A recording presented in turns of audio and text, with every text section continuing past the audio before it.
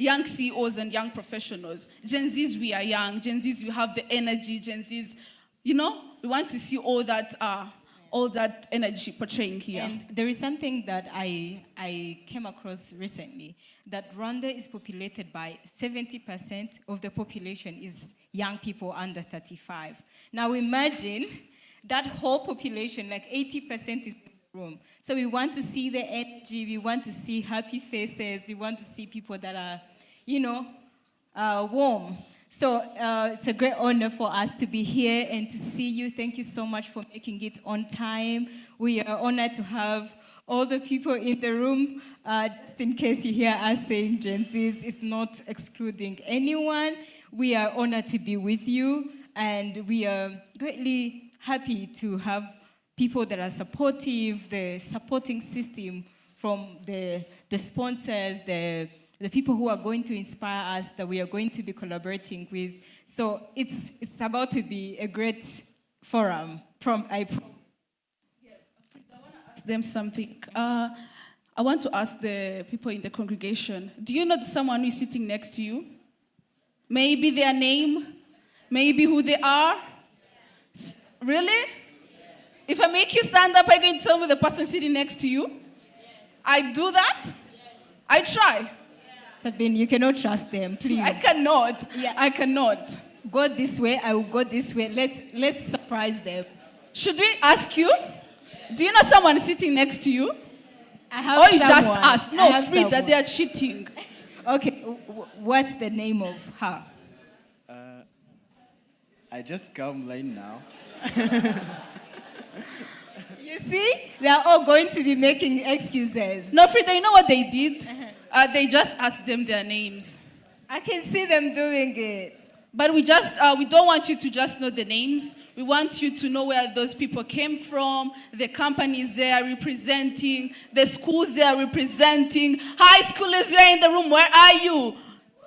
Wow, yes, that's the vibe we want to feel in this room. Yes. So this is the perfect time where they're going to be networking, talking to your neighbor. Know more about them. I could request in the protocol team, I don't know if they can help people who are sitting in groups, schools, to somehow make so that they could even know their other peers. So this is your perfect time to know your neighbor, to know where they're coming from, what they do. Maybe they could be your perfect partners. Maybe they could be give you some cash because they're interested in your business. In the room. Yeah, this is where it's going to start. So use this time. Talking about that, I can see people who are seated on the back row. Please come. Humility is really good, but this is not the time to practice it. If you are seated and in front of you there is an empty seat, please fill it. Let's come in front, and the people who are coming late, the ones who are going to occupy those seats. But please come in front.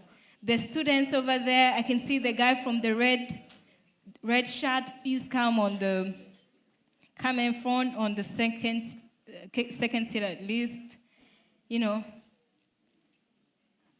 Yeah, let's do that quickly. Yes, the DJ is going to continue giving us a jump that keeps us in the mood, that keeps reminding us that young CEOs and young professionals and our dear parents who are with us. Thank you so much. DJ, this is also your time. Also, as DJ is playing the music, please be networking, get to know each other, because this same exercise, we are going to apply it in the next few minutes. So be getting to know each other, know their names, where they work from, what they do, what they enjoy, their passions. Are they liking what they're doing, or they're doing it because of money? We want to hear those stories, right? Thank you so much. You are welcome.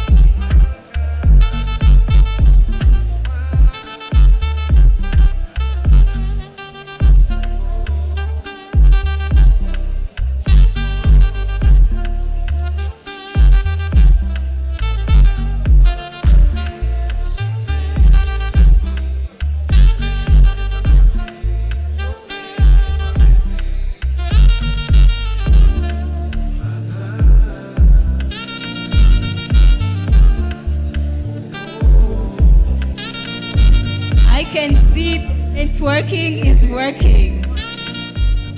Networking is working? Yeah, I can see that you don't even have time for me. You can't hear me because you're busy working. Is it true though? True? Anyone hearing me? Can you hear me? Can you hear me? All right, perfect. We are in the same spirit of networking. We are going out. There is a cocktail, and we are going to continue networking over the cocktail.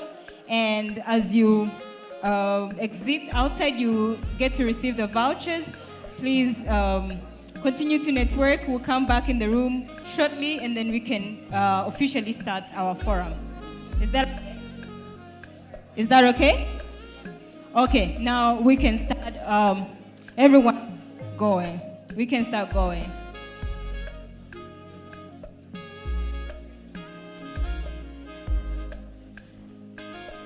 Yes, yes. I don't know if you heard what my co-MC just said. We are going to first let our dear guests from here in front to first leave the room before us, and then we'll follow after.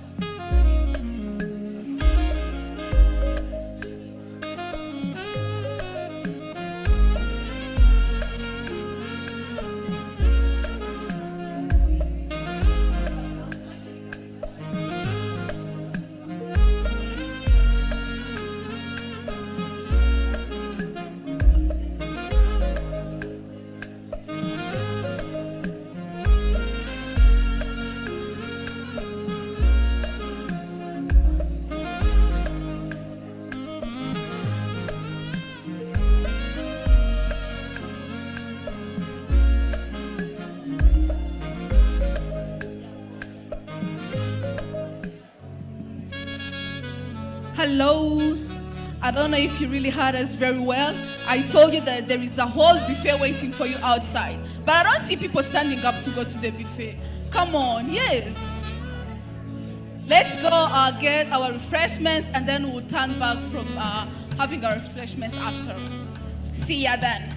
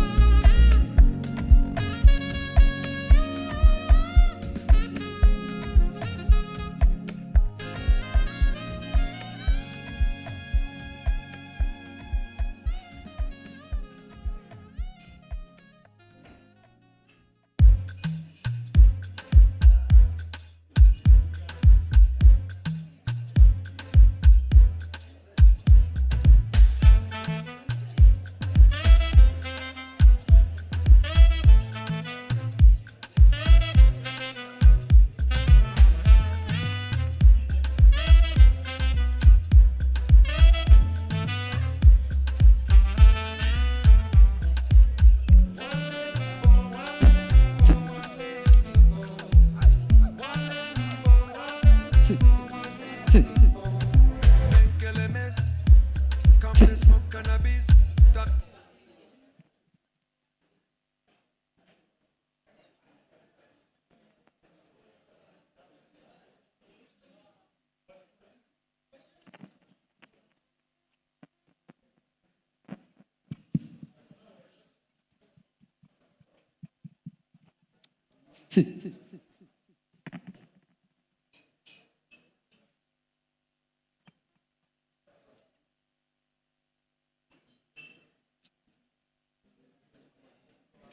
say make a pop one of this. Make me fly like say I'm Aladdin. Come bring some kind melodies. Oh, mama, myself no do pass like this. So many things inside of my jeans. Slide down, DBTs. So. Yes. Yes.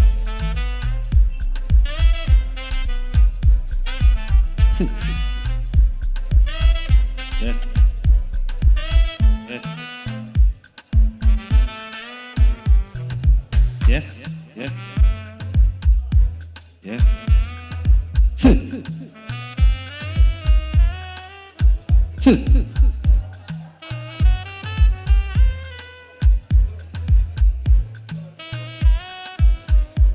Yes.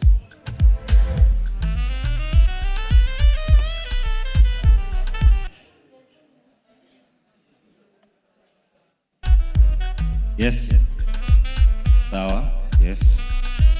Check down. Check.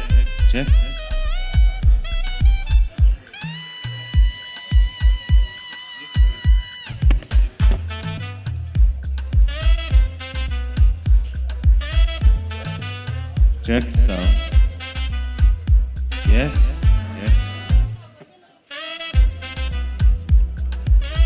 Sound. Check sound. Check.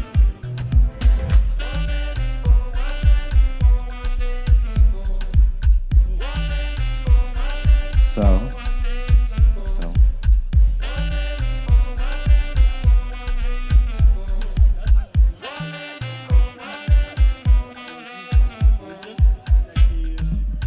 So, check sound.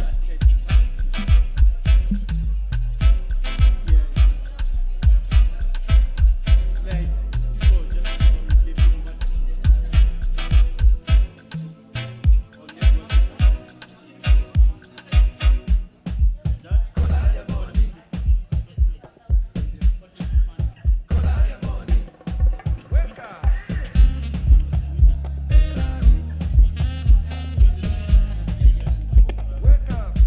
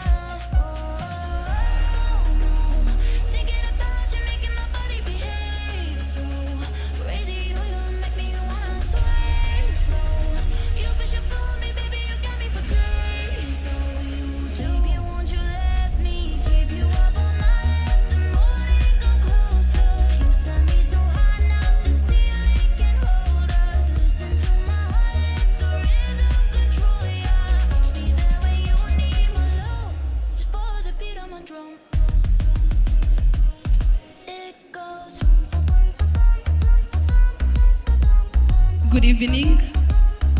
Good evening to you all. Yeah, I want to feel the energy I asked for you earlier. I told you that this is named the Young CEOs and Young Professionals. Of course, you have some young blood inside the room. Yes? Good evening. Yes, that's the energy I want. So welcome and welcome once again. My name is Isim Sabine, and I am a member of Afri-Global Cooperation Program. And today, I'm going to be the one taking you through the program of today, but I won't be alone. I have my co-MC. Hello, everyone. It's a great honor to have you back in the room. My name is Frida Gates, and it's an honor for me to be co-emceeing with Sabine. Yes, the honor is all mine, Frida. So thank you very much for being today in the room under the roof of Afri-Global Cooperation Program. But of course, all honor goes to M Hotel, since it is the room that we are sitting in as Afri-Global Cooperation Program. Let us give a round of applause to M Hotel. So as I started saying, this is a program that was prepared by Afri-Global Cooperation Program. As you can see on the screens here in front, this is a program, or it's an event that occurs each and every year. So today, this is the forum, it's in 2026, named Afri-Global Cooperation Program, Young CEOs and Young Professionals Business Forum 2026. And guess what? You know what the theme says? Who read the theme? I know you all did. So the theme we have, creating wealth. Can you imagine creating wealth with MSMEs, startups, and building legacies in the new industry revolution of AI, artificial intelligence. We all know AI. We've been using different platforms, different apps that helps us in making our life easy. So yeah, today we are going to be learning how all these three things are going to be merging together to create wealth. I know, the young people who are sitting at the back, we all want to create wealth for our children, right? We want our kids, we want our families to be living the best life. That life that you all dream about. So this is the room where you belong, where you're going to be learning about it. I agree. Actually, many people have been, when you talk about AI, someone thinks, ChatGPT, OpenAI, what? But it's more of that. Artificial intelligence goes beyond ChatGPT, right? So we want to see how AI can be used for greater good with creating the wealth. And that's why we wanted to create a space whereby the young CEOs, young professionals, the MSME startups come together, discuss, learn from each other, how the new generation, the Gen Zs that we were talking about earlier, who are using AI actively, and the older generation, the CEOs of big companies that we have in Rwanda, how did they achieve that great success without using AI? So with all that insight and the tools, how can we collaborate together to build legacies and create wealth that is going not only to benefit one generation, but us working together, right? So just like Sabine said, Afri-Global is the one behind that great work. Just like Gen Z, we say, they have been cooking, right? They've been mixing and cooking, DJing, this whole thing, and we can't wait to see what they have prepared for us. And that gives me a great honor to welcome the project manager of Afri-Global Corporation to come and take us through the topic and tell us what Afri-Global has been doing and why we should be here. We should be listening to what they have to say. And before I do that, Isaac, are you in the room? Isaac? Right. Frida, just not to cut you short, just like Frida said, she said that AGCP has been cooking. AGCP is Afri-Global Cooperation Program for short. So AGCP has been cooking something, but it hasn't been cooking alone. We have sponsors, we have partners that we've been working together with. As you can see, we have sponsors, we have Sensitive Group, we have RBA, we have IGIHE, we have IKIM, we have R&M Links, we have to mention but a few. We have partners, we have Equity Bank. Equity Bank always gives us money, right? I'm a member of Equity Bank. I don't know about you, but for me, I am a member. There is BDF. People have been getting funds to sponsor their businesses. Yes, so many of us here, I know we've been part of BDF. We have Africa Legal Solutions, a very, very well-deserving partner of Afri-Global. After that, we have RNIT Iterambere Fund. Did you just hear me well?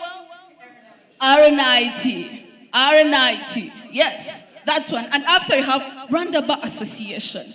We are working in Rwanda, we are operating in Rwanda, and Rwanda has its own legal laws that we have to be following. And with Rwanda Bar Association, they help us with all that. After that, we have Simba Supermarket. We've been eating bread from Simba Supermarket. We've been eating some good chapatis. I know you all love that's where I shop chapatis. Most of my things. Chapatis from Simba. There is also this one biscuit from Simba. It's only where you can find that biscuit. I just forgot the name, but if I remember, I will tell you well to also send you there. So yes, let's give a round of applause to all these sponsors and all these partners for being part of this big impact. I have something special that hasn't been happening. In many of the conferences, forums that you attend, you find that people who do not have the ability to hear or speak, do not have, a way to participate in events that are fascinating like this. So that gives me a space to recognize the lady you're seeing on the side, Jessica. Jessica, do you have a minute to say hi to us? Hi, good afternoon, good evening.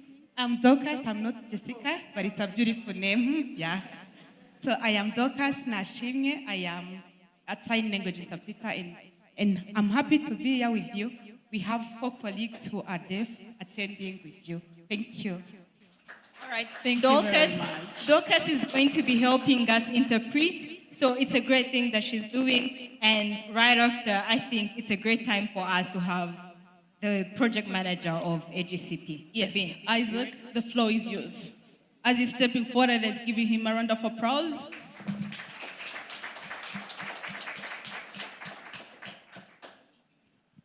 Thank you so much, Sabine.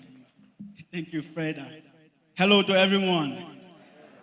Amakuru.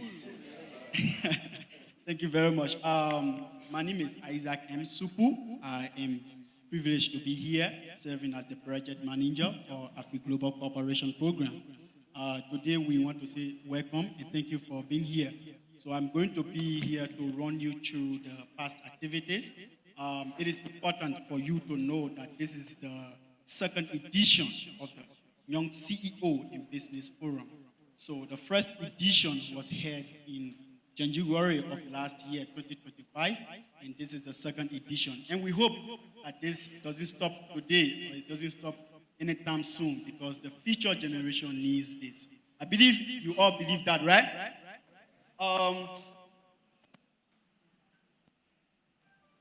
So, while we wait the technical team, they are going to project our activities overview from the past 1 year. Last year, January, we were here in this same building, and we were privileged to have about 300 young people coming from across different sectors, different communities, different backgrounds. They all assembled here last year in this same exact room. And they came here. This room was very electrifying. We had people who come from agriculture sector, from the technology sector. And we were talking about quite interesting topic. So this year we have decided to draw your attention to where the world is heading to. Artificial intelligence, this is very important. And the technical team, are you guys ready?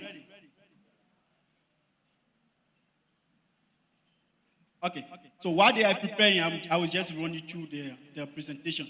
So, Afri-Global Cooperation Program, just so you know the background, is a platform designed as the bridge, serving as the bridge between SMEs, the small and medium enterprises, and MSMEs, startups, talents, and as that of ventures. Capital ventures and investors. That includes angel investors. So Afri-Global is here to serve in this gap, to connect the young people who have the idea, who have the mind to change the world and connect them with the necessary people at the capital. And in that direction, Afri-Global stands in a very critical position to ensure that we achieve our economic goal. And as Rwanda is heading towards achieving this economic goal, Afri-Global Cooperation Program is here to do that for you. So this is the activities overview for our 2025 activities. Next slide. Quickly. So, like I said, this is the overview of Afri-Global, serving as a social enterprise and designed as a platform to connect young businesses to capital ventures. Next slide, please. So, I told you that this is not the first time. Last year, we had 300 young people coming together in this same room and having other partners, Rwanda Stock Exchange, Aronet, Rwanda Bar Association, and different institutions serve as partners here. Next slide, please. So, this is important for you to pay attention to. In 2025, Afri-Global Cooperation Program decided to launch the financial literacy campaign in doing the Young CEO and Professional Business Forum. And this financial literacy campaign was launched with the goal of connecting or talking to young people in various schools, secondary schools, universities, and other places to ensure that we achieve a financially equipped generation. So Afri-Global did this during the Young CEO and Professional Forum. So let's see the outcome of this launch of the financial literacy campaign. And this campaign started, it kicked off on the 20th of March, 2025. This is what Afri-Global is about.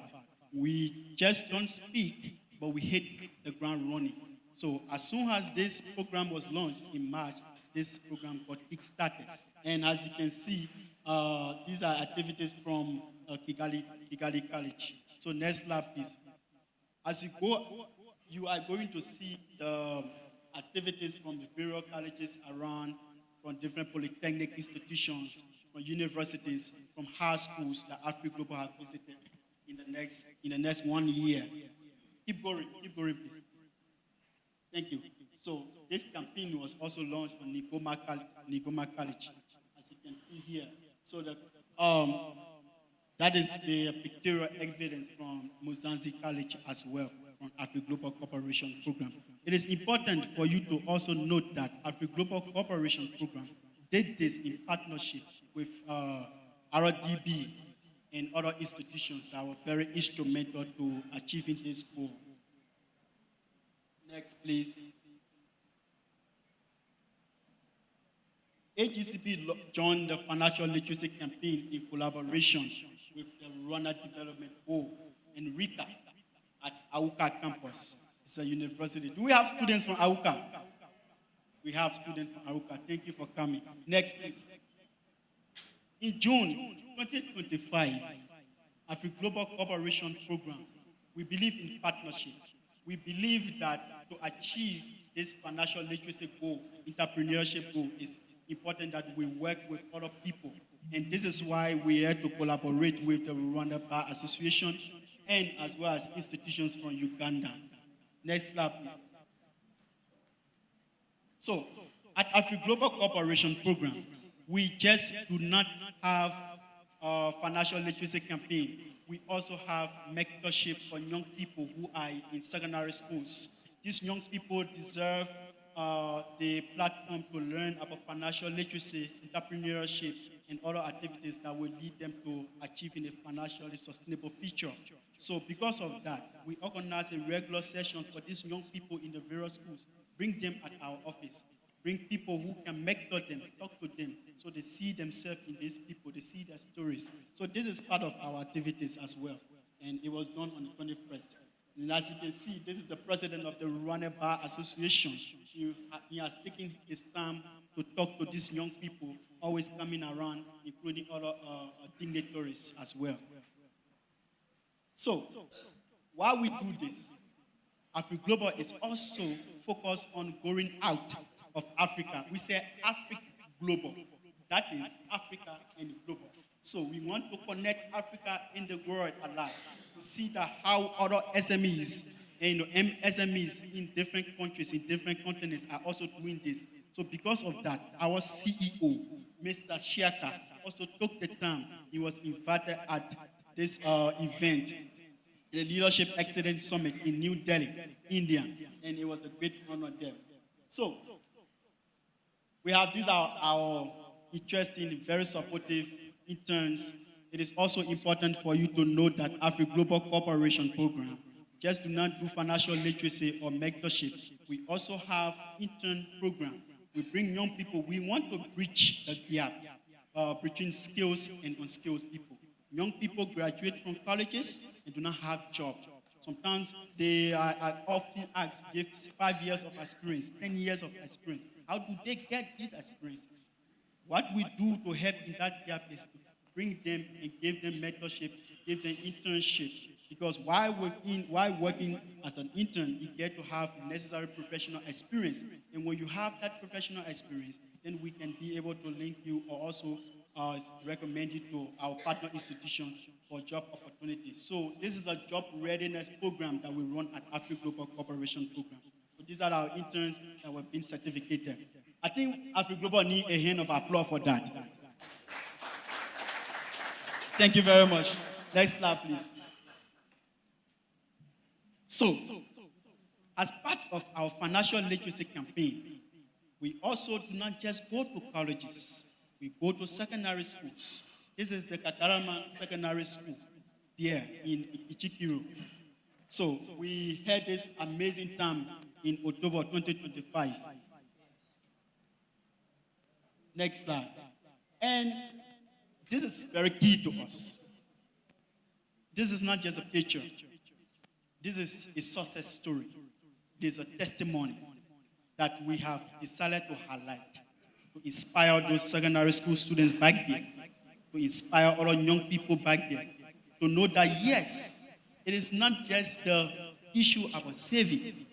It is not about people who are of age, 30 years. You can even be 10, 16 years, you start to save. Imagine if you are 15 years, you start to save Ijana or Maganatana. And then think about it. 15 years from now, when you are 30, calculate that. 365 days a year, and times that by 15 years. Think about what you're going to have. Do you know that some of us, we consume over 1,000 a day without accounting for it? We don't know what we do with it. Afri-Global Cooperation Program bring these stories to inspire the young people. Tell them that you can start saving for your future now. Don't wait for tomorrow. Because this is the Rwanda model of doing things. Rwanda doesn't wait for tomorrow. Rwanda start now. So that little girl, that was the story. So this is part of our program as well. The New Generation Entrepreneurship and Saving Workshop, also organized by our interns. What we usually do at Afri-Global, those interns or young people that are interning with Afri-Global Cooperation Program, we give them the opportunity, we give them the platform to be able to organize. So we try to enhance their skills, their professional skills. Next slide. Ladies and gentlemen, at this junction, while we continue to have the financial literacy awareness campaign, while we were planning for the Young CEO and Young Professional Business Forum, we were also continuing to do the financial literacy campaign. That is to tell you that this is at the core in the heart of Afri-Global Cooperation Program. So this year, go back please, sorry. This year was done in 2026 at Gashora Girls. Just at about 4 to 5 days ago, before we came here. And it is important for me to call on the students of Gashora Girls. Please stand up. Students of Gashora Girls, please stand up.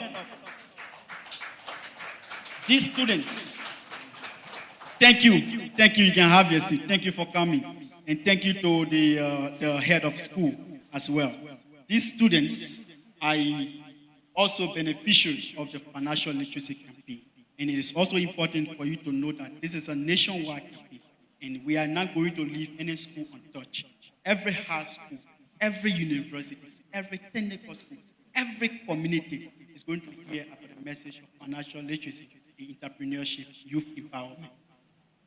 So, with that being said, over the year, 1 year period, we have been able to reach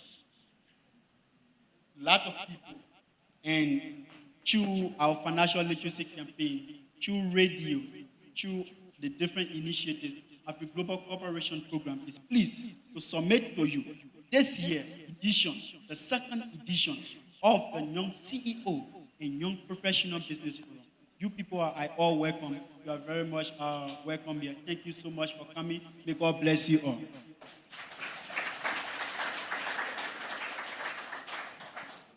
Thank you very much, Isaac, for the brief introduction, for the brief summarize of what Afri-Global Corporation has been doing in the last year, which really shows that Afri-Global is impacting each and every person, be it the young, be it the old, by helping them understand and learn how to save. I myself, as a member of Afri-Global, has been learning how to save, and I know most of you who have been through these campaigns of Afri-Global, you've learned and you've understood it very well. So thank you so much, Isaac. On to the next program, I would like to welcome our CEO, Mr. Shaka Nyarwaya, as he's going to be giving his welcome remarks to each and everyone who is here. Mr. Shaka, the floor is yours.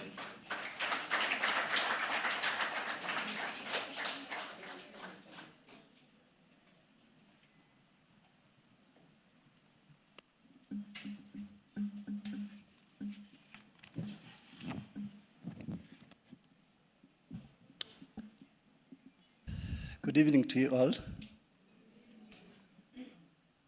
Mwiriwe muraho. Amahoro. Ko mwifashe cyane.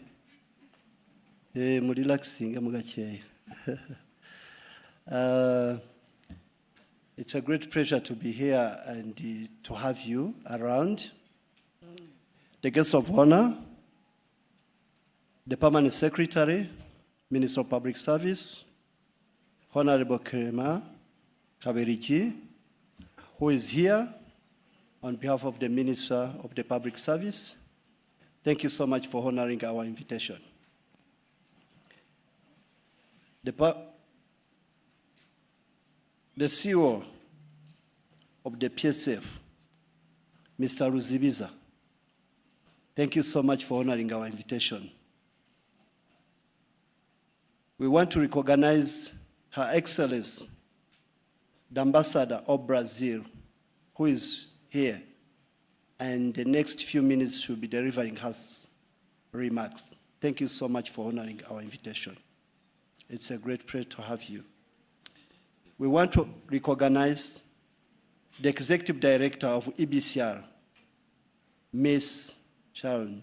Thank you so much for honoring our invitation.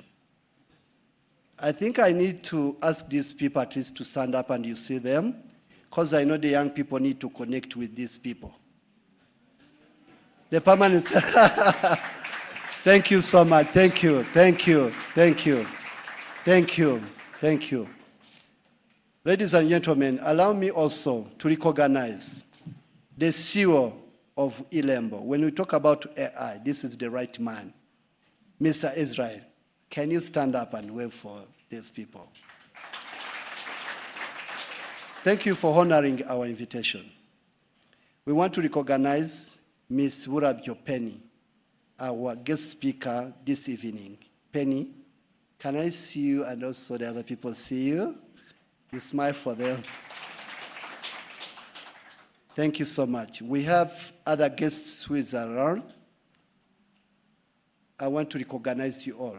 Thank you so much for honoring our invitation. We have the guest speakers who will be speaking to us. Adeline, she will be speaking to us. She's on the panel. We also Mugisha from the Capital Market. Mugisha, are you around? Magnifique? I think they are coming. So we are going to talk about the money. I want to recognize the leadership of Gashora girls. Can I see the teachers? The teachers of Gashora girls. Wow. Oh my God. I need the protocol to find a way to bring the teachers of Gashora girls around, maybe one at least to be here. I want to recognize also the teachers, of course, the teacher and the students of Gashora girls. Thank you for coming. Thank you for coming. I want also to recognize the students from Kagarama Secondary School. That's my former school. Kagarama Secondary School. Is that a teacher or you're just student? Okay, you're welcome. Teacher, thank you so much for coming. I'll ask my brother Mugisha, come here, come in front. This man is from the capital market. I was recognizing him. The capital market, they are trying to tell us how we can make money, creating wealth, but in terms of saving and everything. Thank you for coming. I want to recognize the students from Wellspring Academy, and of course the teachers. Can I see the teachers from? Wow, thank you so much for coming. But also the students, stand up so that we can see you, because Isaac said about Gakshola, we want to see the students from Wellspring. Thank you for coming. Thank you so much. Thank you. Also for Kagarama, stand up and wave for these people.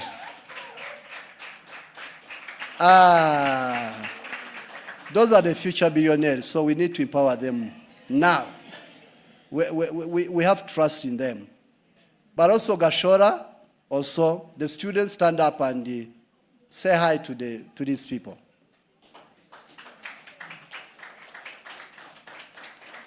Good. Invited guests, ladies and gentlemen, thank you so much for honoring our invitation. We are so happy and excited to have you around. We are doing this to empower the next generation of this country, the next generation of our continent, the next generation of our people. That's why we are organizing annual Young CEOs and Young Profession Business Forum. Ladies and gentlemen, allow me to recognize the Ambassador of Kenya, Her Excellency, Ambassador Janet. Can you stand up and wave for these people? Thank you so much for coming. I'd love at least you sit with your colleagues, but your protocol keeps telling me that you want to sit with them. But the diplomats I know, you'll join us here. So there is a seat there. Thank you so much for honoring our invitation. We are so happy to have you. I think all protocol observed.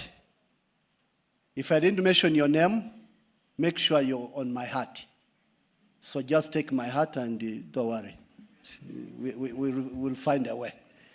But make sure I recognize you and I know what it means inviting someone and honoring the invitation, and the room now is full. We've been expecting between 200 to 300, but the hotel provided other chairs. So it's just because the love you love us, just because the commitment you have. Ladies and gentlemen, it's a great honor and a privilege to welcome you all to the second edition of the Young CEOs and Young Profession Business Forum. Under the powerful and estimated theme, Creating the Wealth with the MSMEs and Startups and Building Legacy in the New Industry Revolution of AI. We are gathering here at the definition moment of the human and economic history. The world is undergoing transforming that we have never seen before. According to the major economic forecast by the International Data Corporation, artificial intelligence is expected to contribute nearly $20 trillion to the global economy in 2030, driving through 3.5% of the global GDP, underscoring that the AI revolution is the already reshaping markets and growth trajectory worldwide. This is not a distant future. This is happening now in this room. So I want to ask each of you this important question today. Media platforms. You're trying to train the public services and the private sector about AI. That's why, as Afri-Global, we just decided to invite you to speak for this young CEO and young professional to understand the concept of the AI, where the world now is changing to that level. Today, more than 70% of the companies worldwide are already using artificial intelligence to improve productivity, reduce costs, expand markets, and increase profit. Business that have embraced AI are growing faster, making smarter decisions, and becoming more competitive than ever before. Artificial intelligence is no longer luxury for the large corporation. It is become a powerful tool for MSMEs and startups as well. I want to thank the government of Rwanda. Of course, the President Paul Kagame. When you see in East Africa and in Africa, Rwanda, things concerning the internet, technology, AI, we advanced to another level. So it's just because we have a good leadership, where President Paul Kagame is the president. And that's why the young people, you have a chance, people to attend, to commit their time as the Rwandans, but also we have our ambassadors also to share the experiences of their different countries, what they did. So this is just because we have a good leadership and, of course, the commitment for this country. Ladies and gentlemen, artificial intelligence is not a new idea. The term was first introduced in 1956 by scientists of the Denmark Conference in the United States. In the areas AI was used in a simple machines that following programmed rules in 1990s. It began supporting banking system, data analyst, and industrial automation in the 2010s, which is rise of the big data and faster computing, AI involved into the machines, running systems that could learn from the information and improve over the time. And today, in the 2020th, we are living in the era of generative AI, smart automation, predictive analyst, and intelligent digital platforms. What comes in math can now be achieved in the second. What comes require large terms and massive resources can now be done small businesses with smart systems. This is why we call this moment a new industrial revolution. Guests of honor, ladies and gentlemen, across Africa, MSMEs contributed over 80% of the employment and nearly half of the economy activities. In Rwanda, 98% are MSMEs. 33% they are contributing for the GDP of this country. That's why we need to support MSME, we need to support the startups, because these are the future billionaires, these are the future people that they will transform this country. But the MSMEs and startups, to newly succeed in the new era, they must embrace innovation, financial discipline, digital tools, and artificial intelligence. AI is now the great equalizer. It gives small businesses the power once revealed at the large corporation. With AI, entrepreneurs can foresee demand, optimism, production, manage finances better, reduce waste, enhance custom experiences and expand beyond borders. Studies show that more than 90% of the small businesses using AI report improved revenue and efficiency. Here in Rwanda, we are witnessing a bold and inspiring vision. Rwanda is positioning itself in the regional leader in digital transformation and artificial intelligence. In fact, at the World Economic Forum held in January 2025, Rwanda Minister of Information, Communication Technology and Innovation, Honorable Paula Ingabire, announced that the country expects artificial intelligence AI to contribute up to 6% of the gross domestic production GDP in the near future. And this tells you that Rwanda is not preparing for yesterday economy. Rwanda is building for tomorrow. That's why we have young CEOs and young professionals, but also the students that we need to empower them.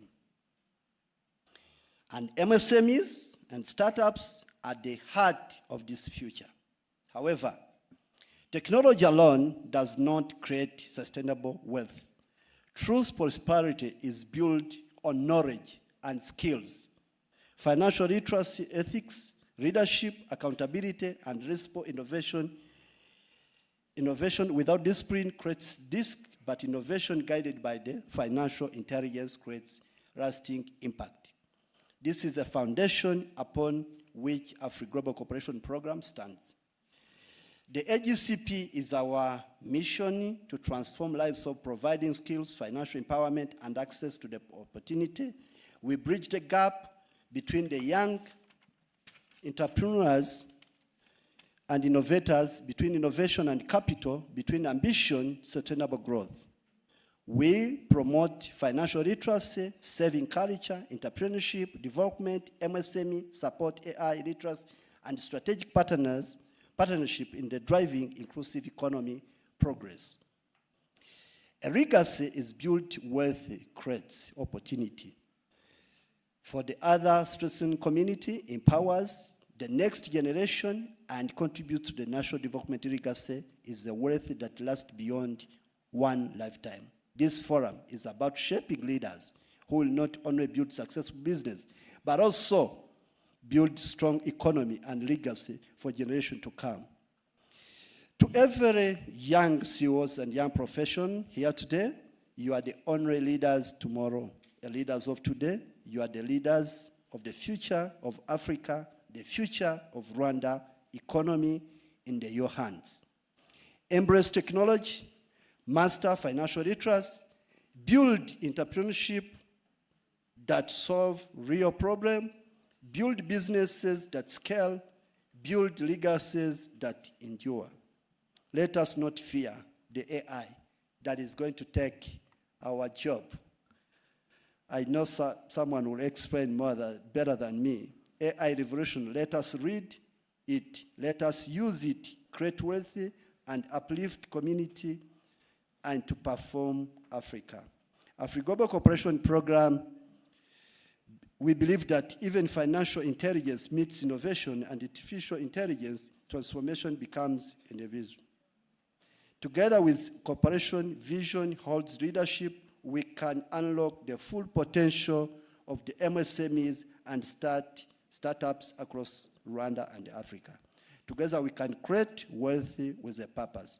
Together we can build legacy with lust. Ladies and gentlemen, our guest of honor, thank you so much for listening to me.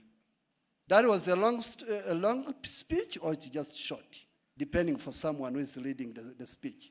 But take it like that. It was from the bottom of our heart that we want to see that at least we are contributing to the economy of this country. And also not sitting behind, but also contribute to the economy of this country.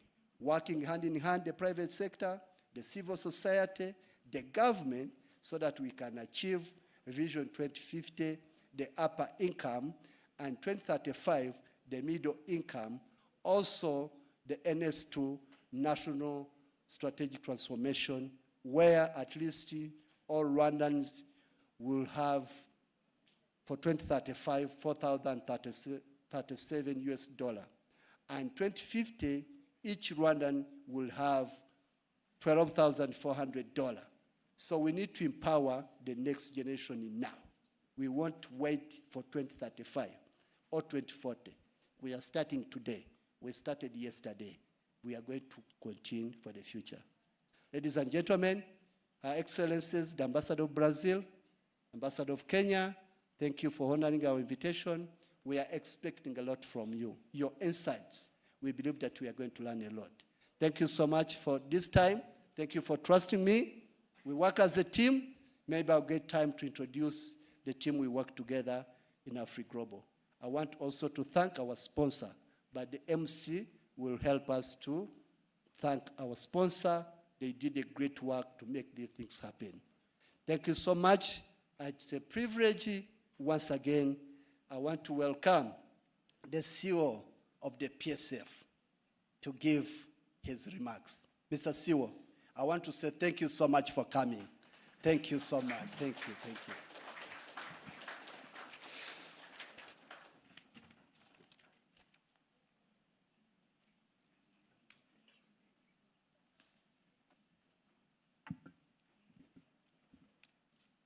Please don't pay attention to this podium.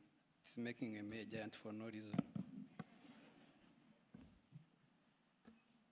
Thank you, Shaka. Guest of honor, government officials in the room, senior diplomats, business people, my bosses. Good evening.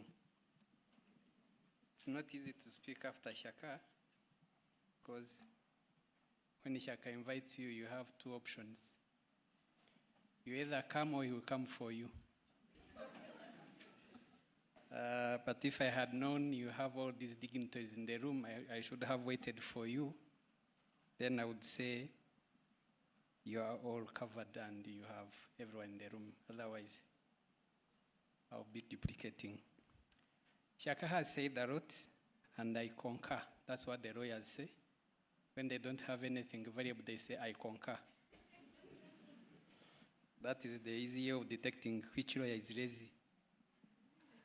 Allow me to start with the conclusion in my remarks. The conclusion I want to start with is that I am told this is the second edition of the forum. I don't know if it is a forum or platform, but whatever the case, it is the second edition. And it is focusing on young entrepreneurs and CEOs. When you're bosses and there is what they call motivating the staff, and everyone needs motivation. Within the powers I have as CEO of Private Sector Federation, I grant to you at least 2 awards for the best entrepreneurs in the next edition.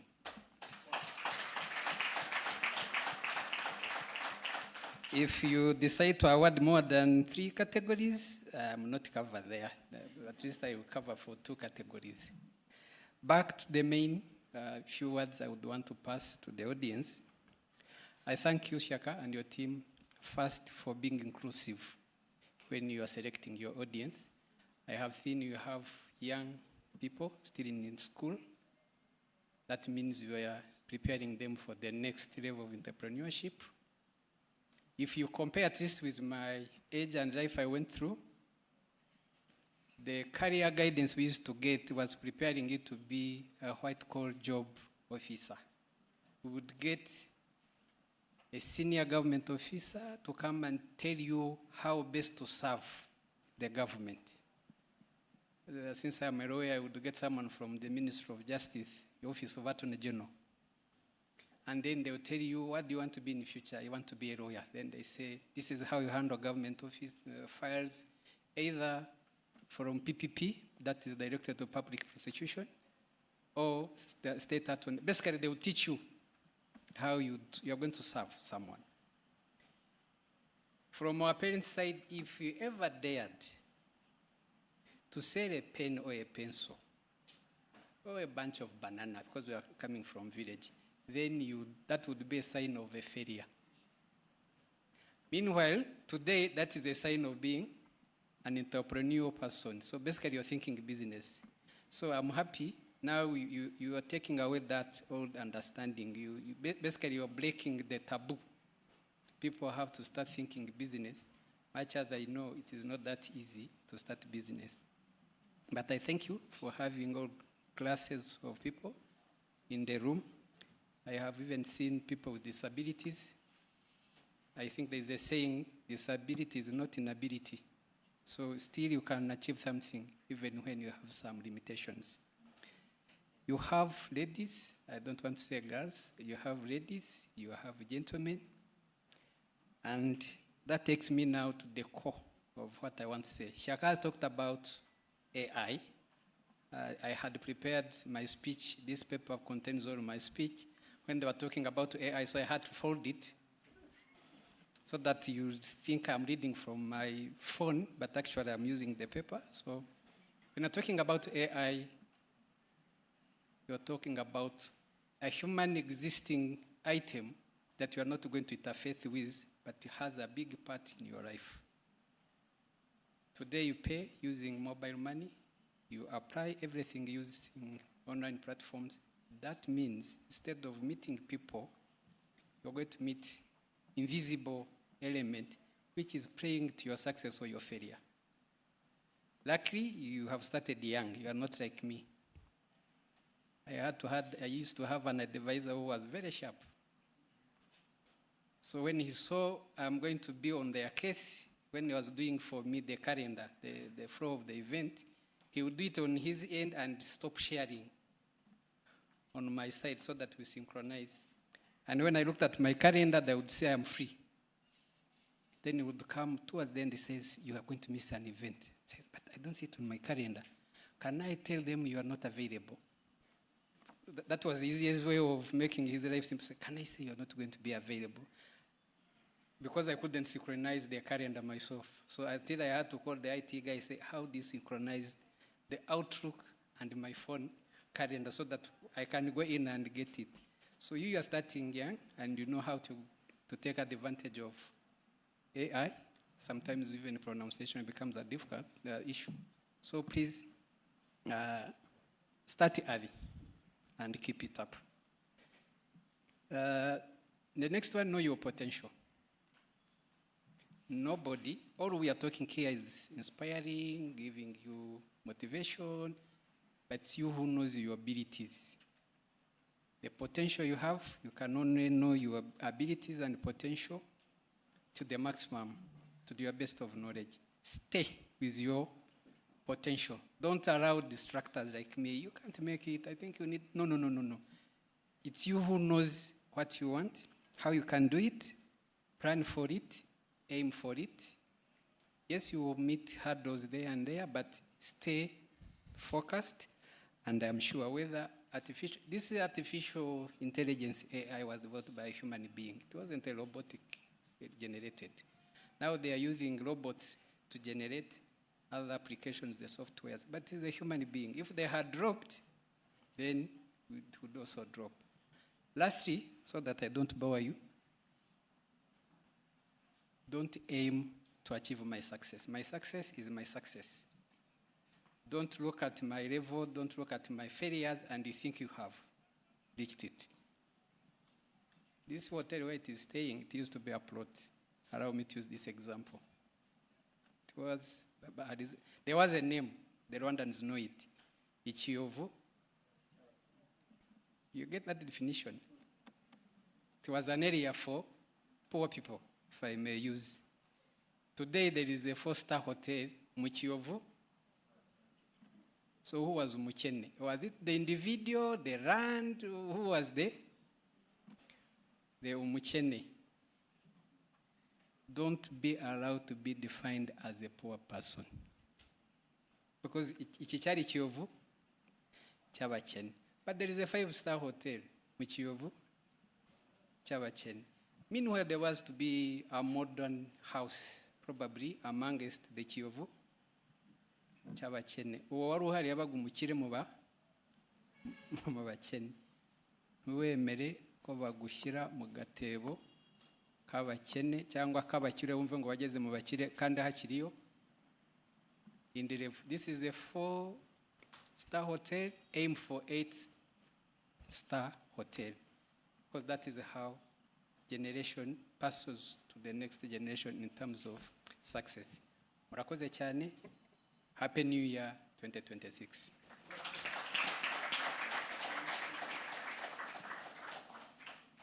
Yes, yes, yes. Thank you so much. Thank you so much. He reminded us that someone else's success shouldn't define your success, right?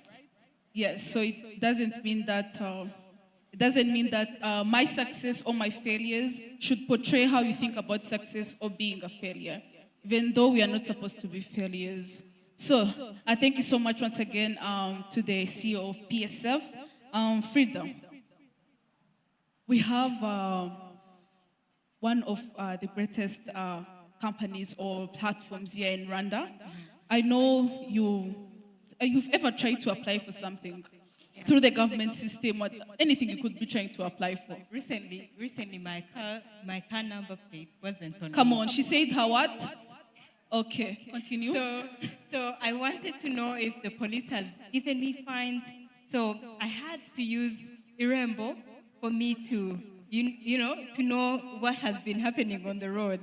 So I was able to know what is happening, and thankfully, I wasn't fined. But I did not keep on, speeding. I learned my lessons the hard way. So, and talking about Irembo reminds me that this is a space, a platform that has been creating a space for young people, young talents, to collaborate together to create meaningful solutions for the national, for the national impact. It has been not only impacting the lives of young people by giving them jobs, creating jobs. It has created solutions, digital solutions, which puts Rwanda on a great level, global level, as a country in Africa that is using digital solutions actively. So it's a great honor to have the CEO of Irembo in this room. The one and only. Let's give him a round of applause. I know most of you, the young people there behind you, wanted to see him. Yes? This is the time. The floor is yours. I just want to give you a handshake for the first time in this life. Should I miss on that? Should I miss on that? No. No, you can't miss. Let me stand here.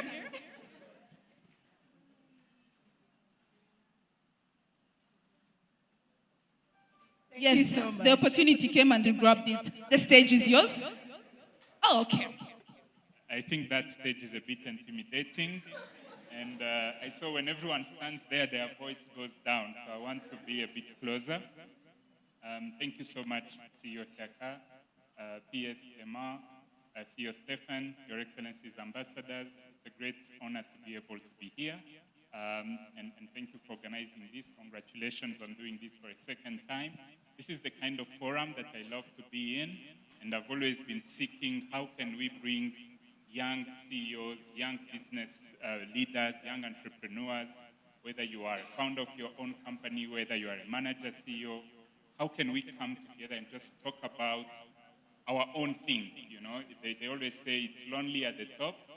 However the top is, whether you are a CEO of one company, of one person, whether you have 200 employees, 5,000, it's always lonely, and some of the things we face, it's always hard to find the right forum where to discuss it. So this is an incredible forum for us to be able to interact and engage. I want to spend a few minutes talking about artificial intelligence and generally technology development. Hopefully some of you can also ask questions so that this can be contextualized to the reality of what you are facing in your businesses and what it is that you can do, and how best we can go about it. And maybe to start, I want to do some form of a nice breaker to get to know a bit what it is that you're working on. It's a poll of some sort. Maybe for those of you who run businesses, which of you, other than the ERP or the EBM system, who among you use any other technology tool in their company?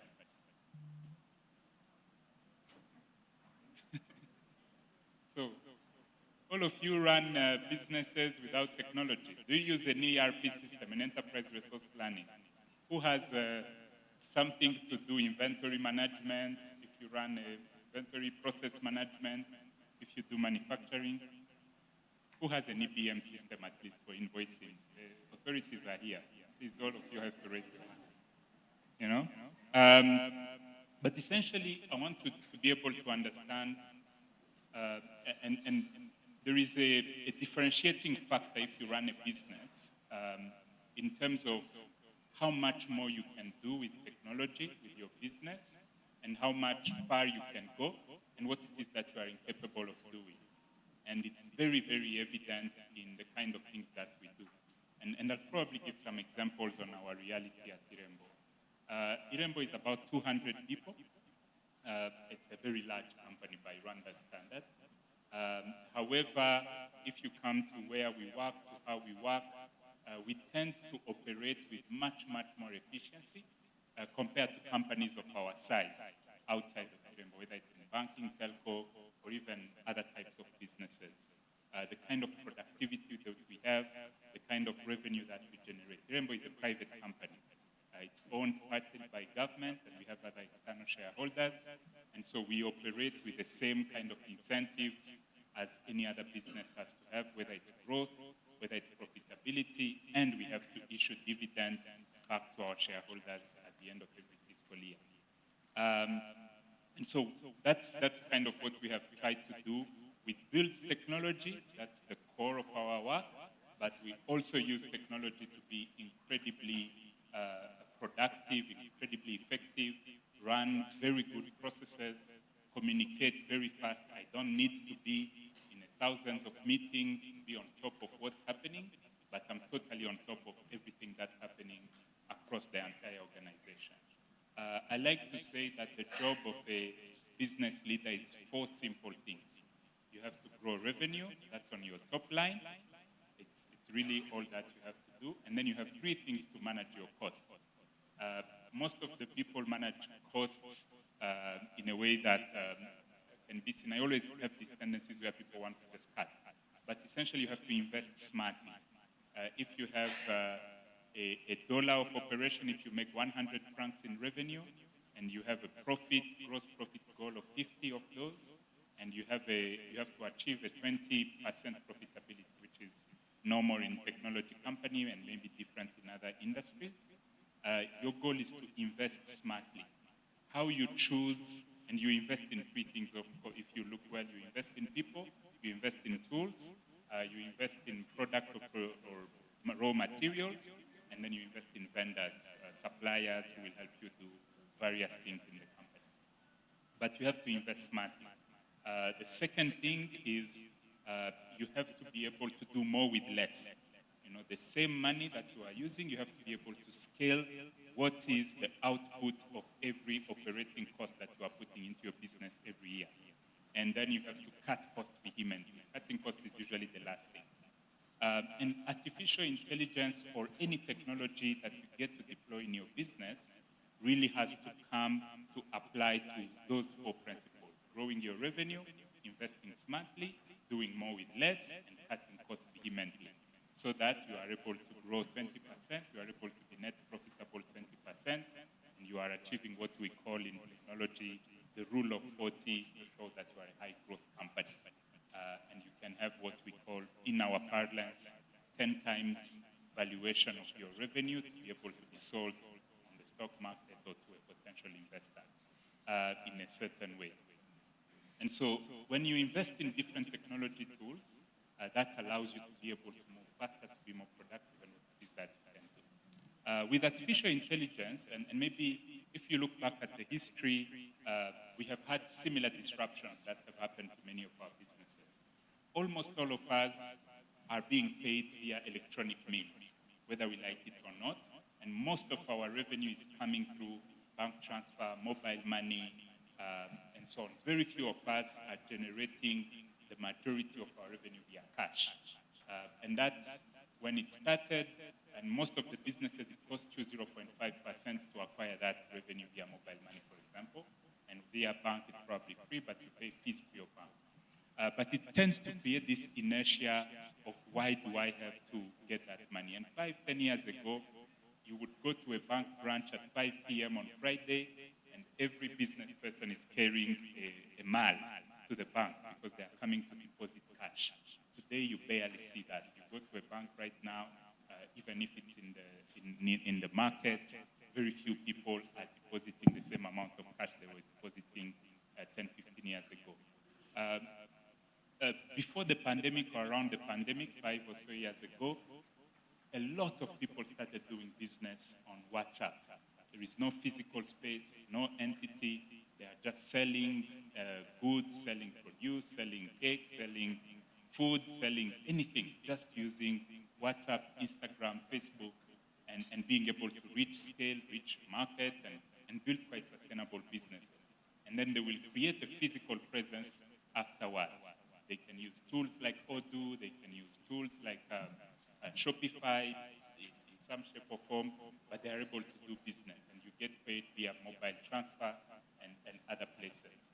And what that means is the cost saving or the low barrier to entry into doing business that those tools have created, the fast growth that those tools have enabled, and most of you who run, let's say, a salon, a haircut salon, you'll end up realizing that because you get money via mobile money, there is clarity in your revenue, there is clarity in your expenses, and there is no leakage in how things are going. And people continuously deploy more tools. For example, some businesses are doing production or productivity systems where they have checklists that are digital checklists on what it is that you have to do every day for certain things, whether it's a small manufacturing plant and the likes.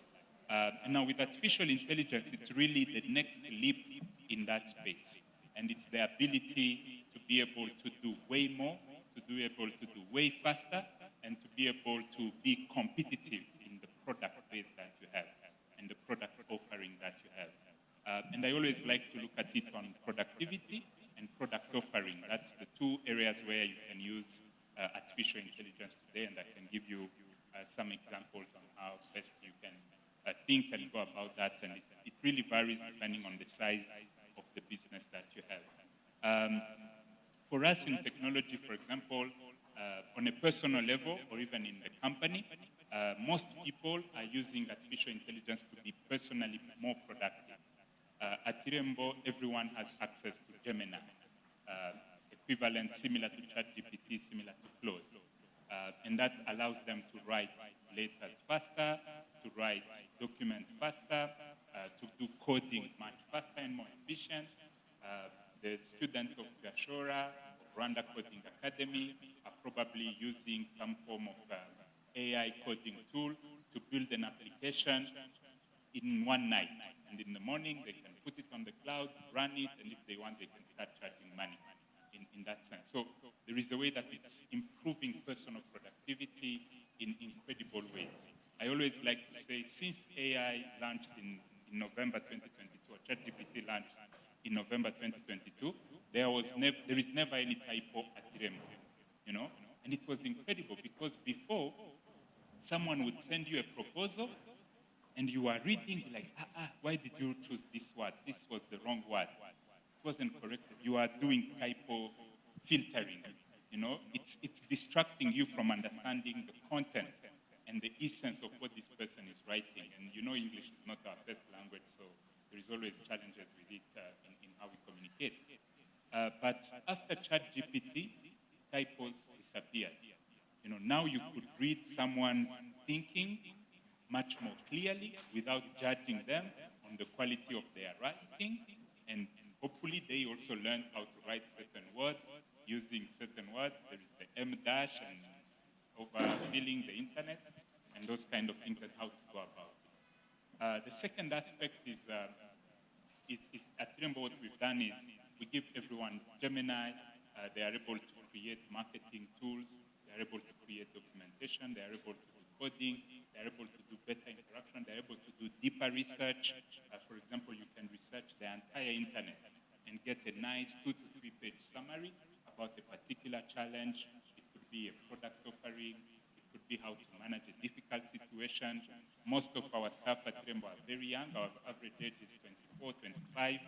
very young people in the company, what that means they're a manager for the first time, what that means when someone decides to be a bad employee, they don't know how to manage it, they probably never learned about it at school, their manager is also a manager of a manager for the first time, and all of those people, they can only remain efficient, remain productive, depending on how well they are able to utilize advanced technology to be able to support their capabilities to do their work.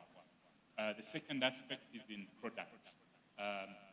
We are also utilizing AI to be competitive in terms of our product offering and how it is that we are doing that. I'll give you just two examples. The first one is, as you probably are seeing this week, we have announced that we launched our SAC services on Irembo. We announced that we launched Rwanda Housing Authority services on Irembo. We announced that we launched Bazaar on Irembo.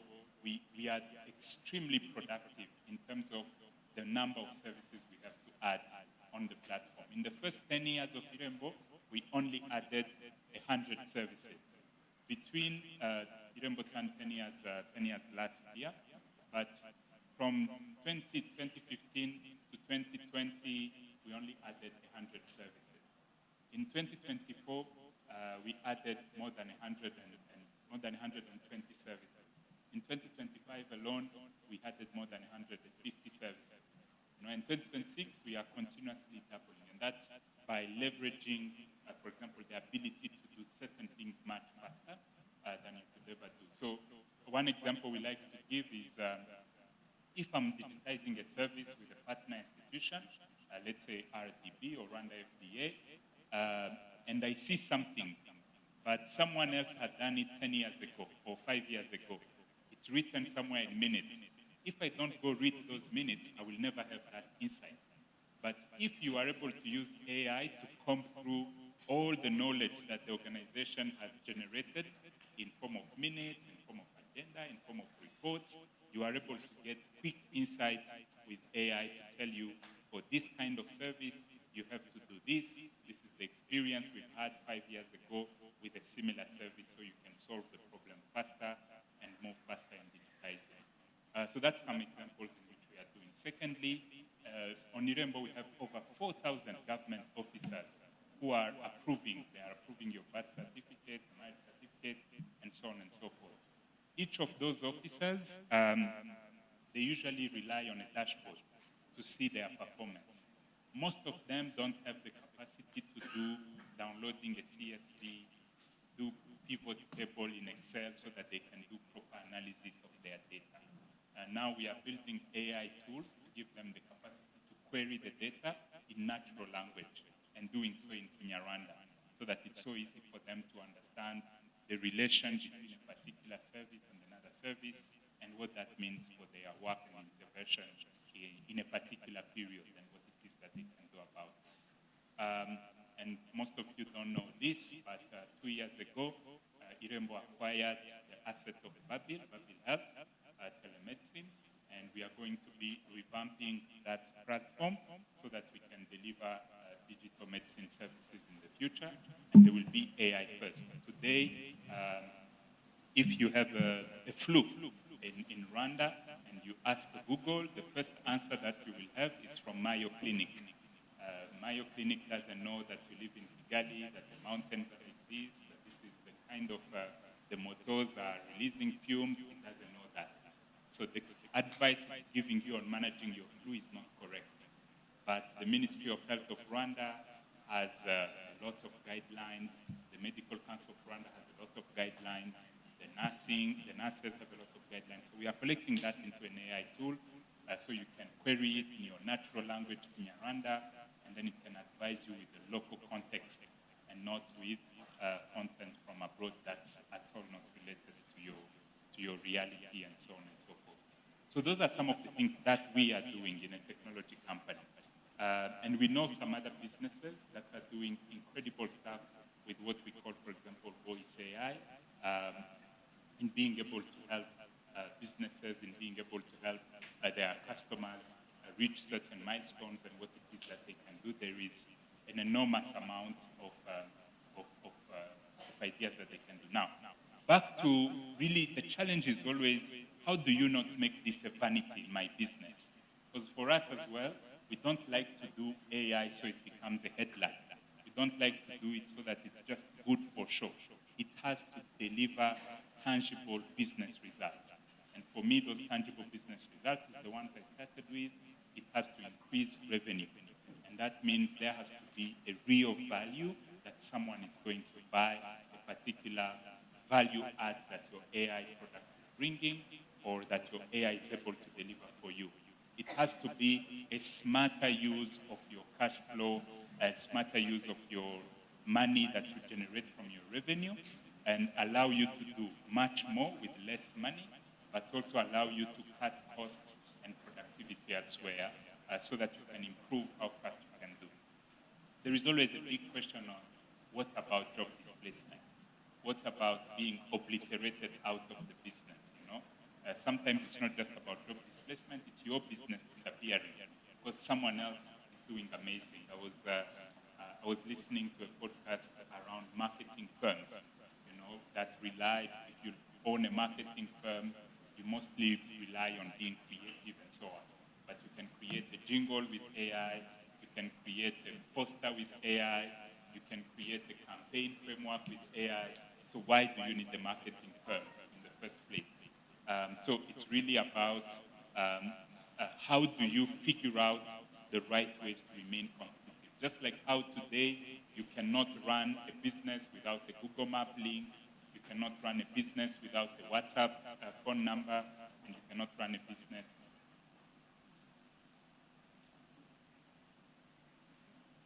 and you cannot run a business without without a Google Map, without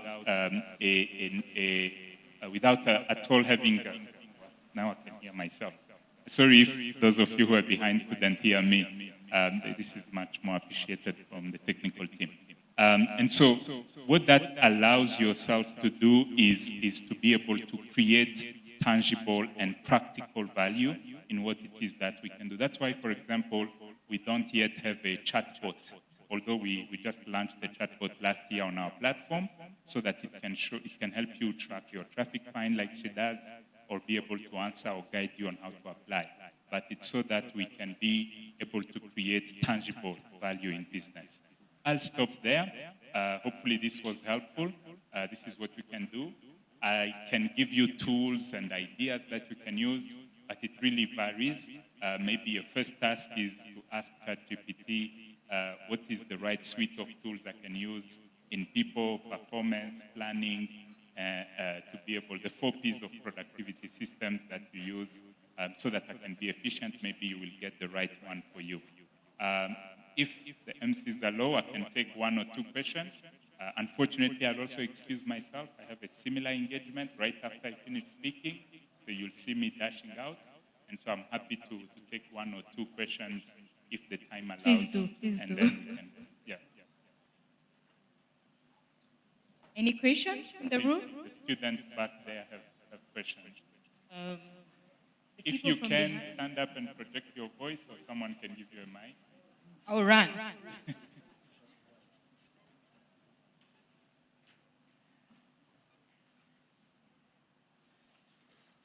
Thank you very much. My name is Karamdia Kasestrela. I am a student at Kashora, and I would like to ask a very simple question.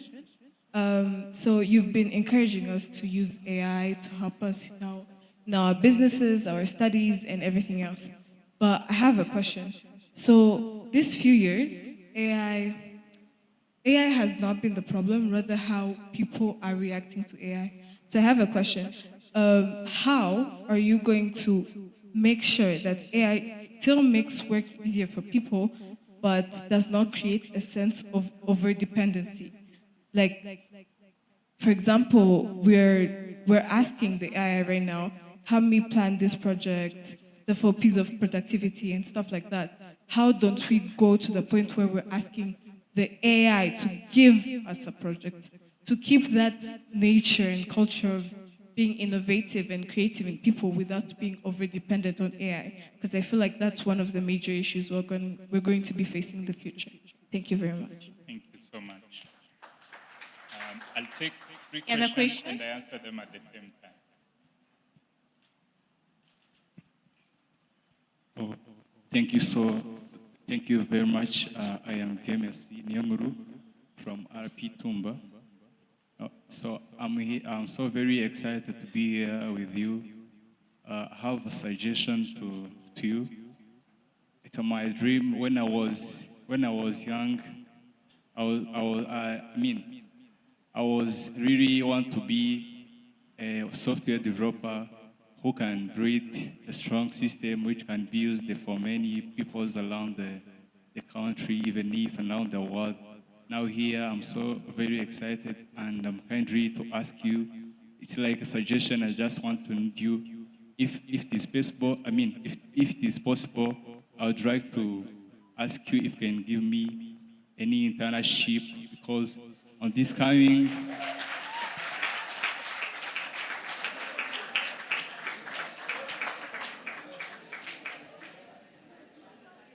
It's like a suggestion. Kindly ask you a suggestion, and also at the end of this meeting, I'll try to take a picture with you, take your number as well.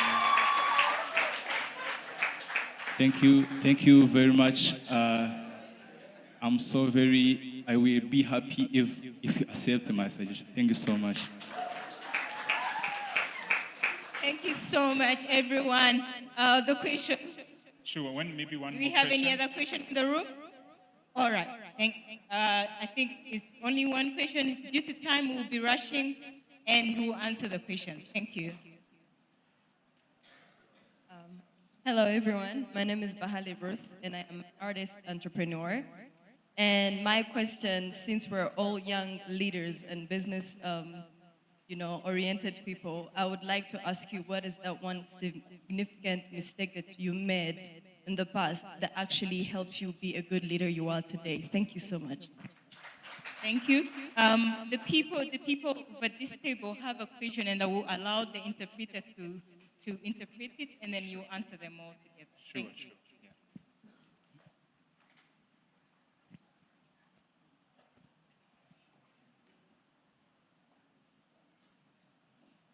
Hello, everyone. Thank you so much for giving me time.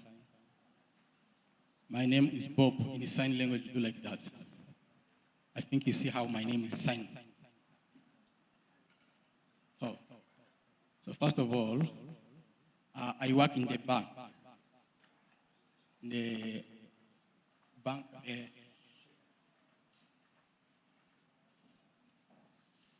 Zigama CSS. I'm finance in that bank. I want to thank you, all of you. I want to thank very much Shaka for inviting me here. I'm very happy to see this meeting is becoming inclusive, and you have invited the deaf and the interpreter. It is very important. And this made me be so happy. But we have, as people having disability, they have to know what about the AI, because they don't have much more information about the use of AI. I'm requesting you in the next time to invite more people with disability so that they will respect the inclusive. So, and you share ideas with those people with disability. So it will be better if you invite more people in the different activity to work together with the government, saving policies, so that they can have more information about them. So thank you so much for giving me this time. A round of applause to all questioners. Thank you. Thank you so much. I'll take 1 or 2 minutes to answer. My friend who just asked for an internship, I'll give you my business card, and yes, we will take the picture together, and we'll become friends. As for, you asked a very, very incredible question on AI over dependency, and to be honest, that's the first problem we saw in our workplace with artificial intelligence. And the first people to fail after ChatGPT launched were people who didn't apply critical thinking were people who outsourced their thinking to artificial intelligence. And this is a tool, that allows you to be more productive, to ask smarter questions, to get better insights and content and context, to work faster and more productively, but it doesn't think on your behalf. The way AI is built in itself, it's just to predict the next word. It's just to predict what happens next. It's not smart, it doesn't reason, doesn't think, it doesn't do any of that. It's a prediction model, right? And that prediction model increases its capability to succeed based on your ability to prompt it, to question it, to follow up on it. So your critical thinking is what will make you stand out among all the people who use it. All of us here probably have the same type of smartphones, right? The same latest iPhone. But the difference of how we are productive is very different. But we have the same 512 GB, the same processor, the same WhatsApp, the same Twitter, the same Google, but we are productive differently. And that's because we apply our critical thinking to the use of technology very, very differently. And I think in the new world, especially for those of you who are going to go to university soon, and who are going to come in the employment world soon, who are going to start your own business very soon, that's what will make you stand out. It's your ability to think critically, because all of us can now generate a business plan in 2 minutes. But your business plan, and I'll tell you, I've been hiring in the past few days, and I give a case study to everyone who I'm hiring, and I ask them usually 2 questions.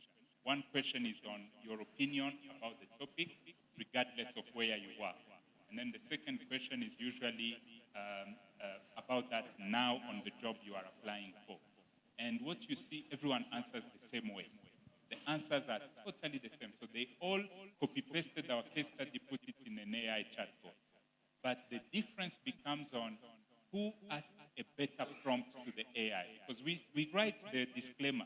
We say, we agree that you will use AI to answer to this question, but what we are looking for is your critical thinking.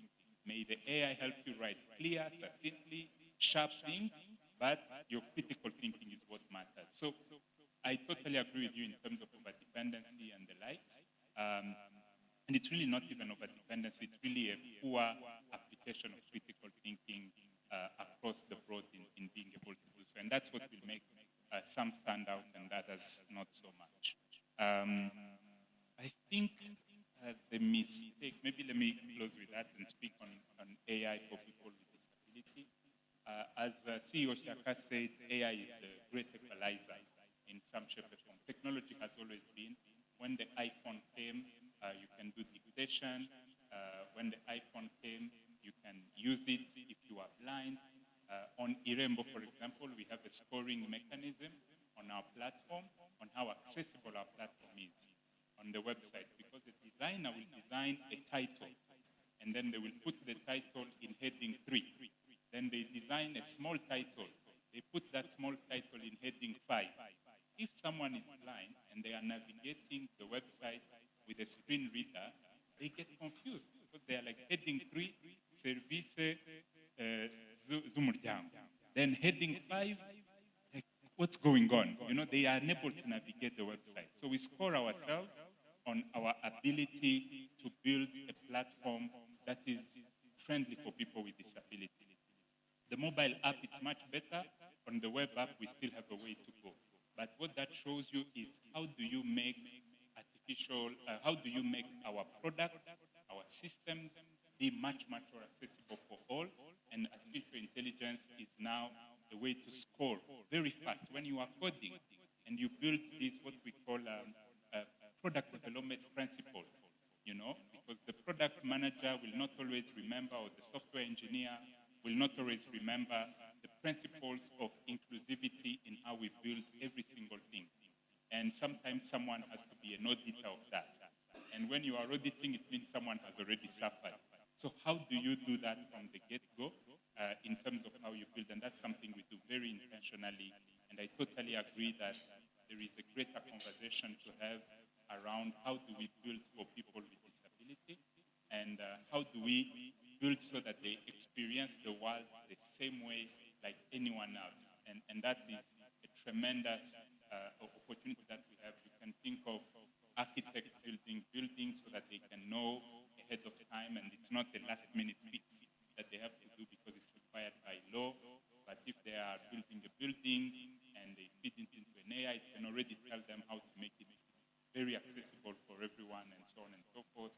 And those are some of the things that can happen in some way. For mistakes, she asked about mistakes as a leader. I think if you are a leader like myself, mistakes is common and current. I think every day, every week, every month, you are taking risks. You are betting on people who turn out to not be great. You are deciding to use a tool that turns out to not be great. You are investing money in something that turns out to not be great. You learn by mistakes. I think what happens is how you can do. I don't know if I have a greatest mistake I've done. Otherwise, I wouldn't have my job if I had done a greatest mistake. So I think it's always on a regular basis. It's this whole idea of fail fast, and then recover and get to learn as fast as possible so you can allow yourself to do more. And especially in technology, it's very new, especially with AI. You don't know what it is that you have to put out there, and so on and so forth. So it's all about proactivity and how you get to do things much more efficiently. That's really what I can advise you. Most of us tend to be self-retaining. Most of us tend to be very slow to act. Most of us tend to be in analysis paralysis, where we are overthinking everything. But it's really take that bold step, make that investment, make that ask like you just did, and favor the bold, essentially, And there is so many people who want intentions, but he was bolder and probably he will get it. And so how do you do that in all forms of work and engagement? That's all I can speak on. I appreciate you all for having me. Thank you for paying attention and listening. Thank you again for the invitation. I look forward to keeping in touch. I'm very accessible and available, be it on LinkedIn, be it on Twitter. Do not hesitate to reach out to me. I take time to respond, but I always respond. I very much appreciate you all. Have a great rest of the day and event. Thank you. Another round of applause to the CEO, Irembo. Since this part did not clap well for him, as he deserves, I want to make you clap for him. Personally, I want you to clap for the CEO of Irembo, this part. Thank you so much. From what he said, do not over-depend on ChatGPT, right? Tell your neighbor, do not over-depend on ChatGPT. Be proactive, but don't use ChatGPT a lot. To yourself also, tell it to yourself. Thank you so much, the CEO of Irembo. We are again, happy to have our sponsors in the room, and we couldn't have these amazing, inspiring speeches without having sponsors like Sensitive Group, RBA, IGIHE, Equim Energies, R&M Links, Mr. Real Estate, Igitichubumwe. We are so honored, and we can't thank you enough for creating this space, working with us to make this happen. Thank you so much. Sabine, what do we have next? Yes, thank you very much. Before we continue to what we have next into the program, every sector in this Rwanda was represented. We have guild presidents from different universities. I would like to request them, if I mention your university and you are the guild president of that university, I'll please humbly request you to raise up and just give us a hi. Hola. So we go. I would like to give a warm welcome to the guild president of AWUKA. Guild president of AWUKA, is he in the room? I think he stepped out, but he's here. The guild president of ALU, African Leadership University. Yes, that's my president. Yes, give him a round of applause. If the one from AWUKA returns to the room, we'll also give him the respect that he deserves. So thank you very much. We're in the young CEO and young professionals. Everyone wants to be a CEO and will not own a business. Some of us, we want to build careers. Some of us want to be diplomats. Yes? Yes. So me as a person who is into the diplomatic world, on a daily basis, it's a very great honor to see the ambassadors in the room, and most especially they are female. So which means they really motivate me. When I see them, I be like. So when I see them, I be like, yeah, that's where I deserve to be, you know? So they be motivating me every day. So thank you very much. I would like to give a warm welcome to Her Excellency, the Ambassador of Brazil. When I talk of Brazil, you understand the vibe. Brazil, yes, the stage is yours, Your Excellency. Yes, you can go there. And do you know any Portuguese? Yeah, I know how to say thank you for being here. It's obrigado por estar aqui. I don't know if I said it well. Thank you very much.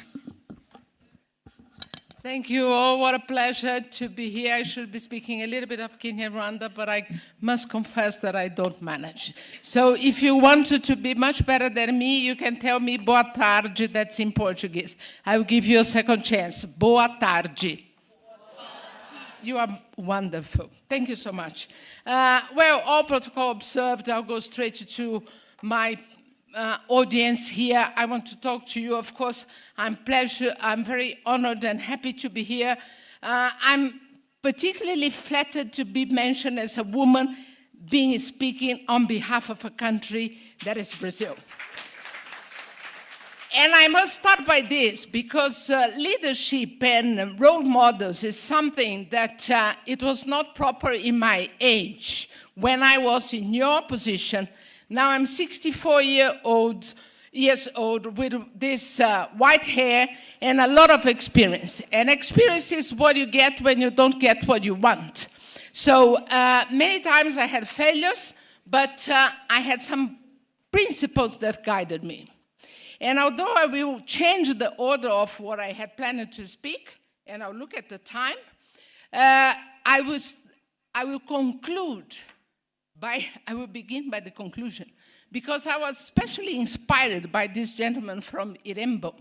When he was speaking a lot of things that are so fantastic about technology, what he's doing, his company is really, it's one of these things that I think Rwanda must be proud of, and all of these young people, 24-year-old, working with him, it's wonderful, really. You have a great place to look at, and my congratulations to the boy who stood up and say, I want mentorship, leadership, and being a have your opportunity in life mean to be courageous? And he was. I wish it had been a lady, but then we had a lady who made the very intelligent question about being addicted to artificial intelligence. So we could balance, because this is what life is, a balance between male and female. Going back to the end, and that's my beginning, I love to hear when he replied, and after all these beautiful things, and I was thinking and said, it looks so good. You are in such a good position. But what is your origin? How did you get to the place you were? Did you get somebody to help you? Did you have your family who put you there? Or you did it all on your own? Because I look at my past, and my parents were immigrants in Brazil. They had just 4 years of basic school in Portugal. And they went to Brazil during the war, and they made their daughter a Brazilian diplomat. So I had to build my own way. And why do we do this? Because we believe that we can. But then he was talking about all these, technological issues that may help you. And then at the end, he mentioned what is the most important thing. You have to have critical thinking. The internet, the artificial intelligence is going to give you the best way. You must read and say, this is shit. This is nothing important. They give me wrong information. This is crazy internet that we know. It's based in fake news. So first and foremost, for us to start, be clever. You have to try. You have to give yourself a chance to make mistakes. And don't look at others, what they are doing. because others may try to bring you down. And the point is, I will make it. And particularly you girls, stand tall.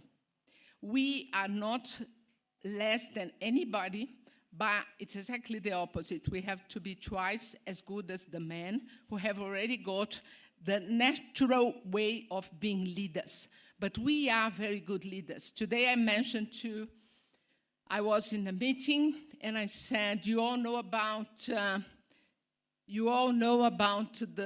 war between Ukraine and Russia, and it was developing over the years, and then all of a sudden Russia invaded Ukraine. And then I say, what is different from the many years before, when the situation was not easy, everything was already being cooked, but there was peace and development in the region. There was a leader in Germany, a woman leader in Germany. It was by chance that there was a leader and she kept the continent, Europe, in peace with Russia. People have to study that. But I always say, give me the chance of thinking of something different. Being critical is thinking out of the box.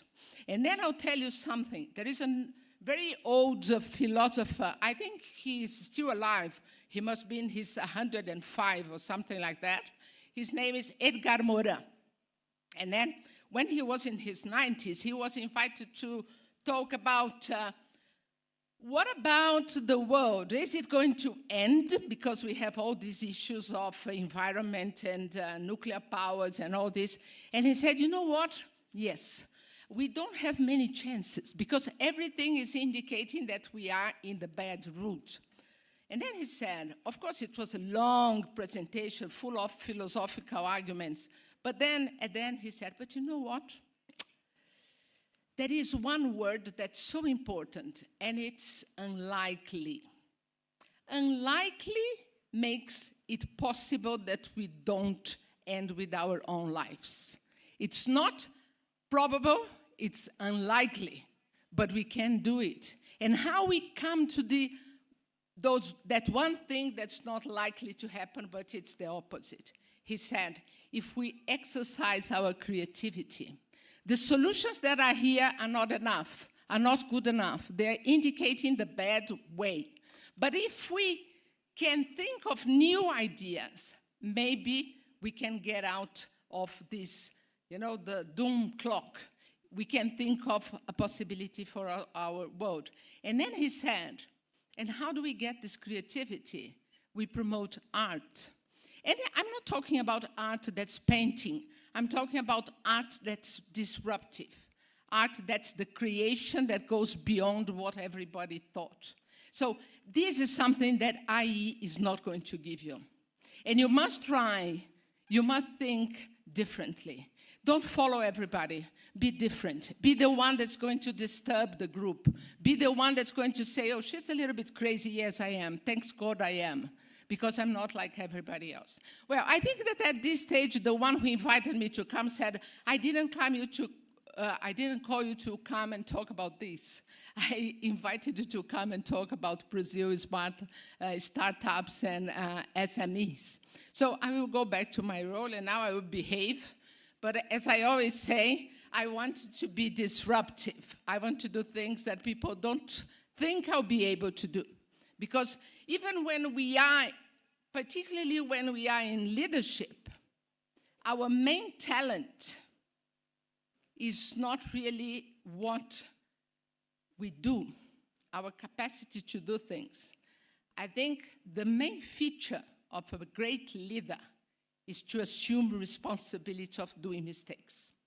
And so as I see myself as a leader, I take the risk of coming to an audience like this and talking something different that people were not expecting. You can judge. I'm happy with the way I did. And I think I'm honoring the position of women who are trying to have a voice. Having said that, let me come to Brazil. Having said that and spent quite a lot of the time, let me talk to you about Brazil. I'm the ambassador of Brazil. Brazil has just opened an embassy here. It's the only embassy in Africa that we opened during this third term of President Lula. And why are we in Rwanda? Because we think this country has a lot to share with Brazil. I think your resilience, the things that you have been doing over the last 30 years is something to inspire all of us. And I'm doing a lot to bring Brazilians here to see what you are doing. More than taking you to Brazil, what I do want you to go, but I want Brazilians to come and see what you are doing. I think we can do things together. And when it comes to the area of entrepreneurship, small and medium enterprises and micro enterprises, in Brazil, we have, of course, micro, small, and medium enterprise. But medium enterprise in Brazil are already too big. What we have, and I will go to the other point, is the opposite.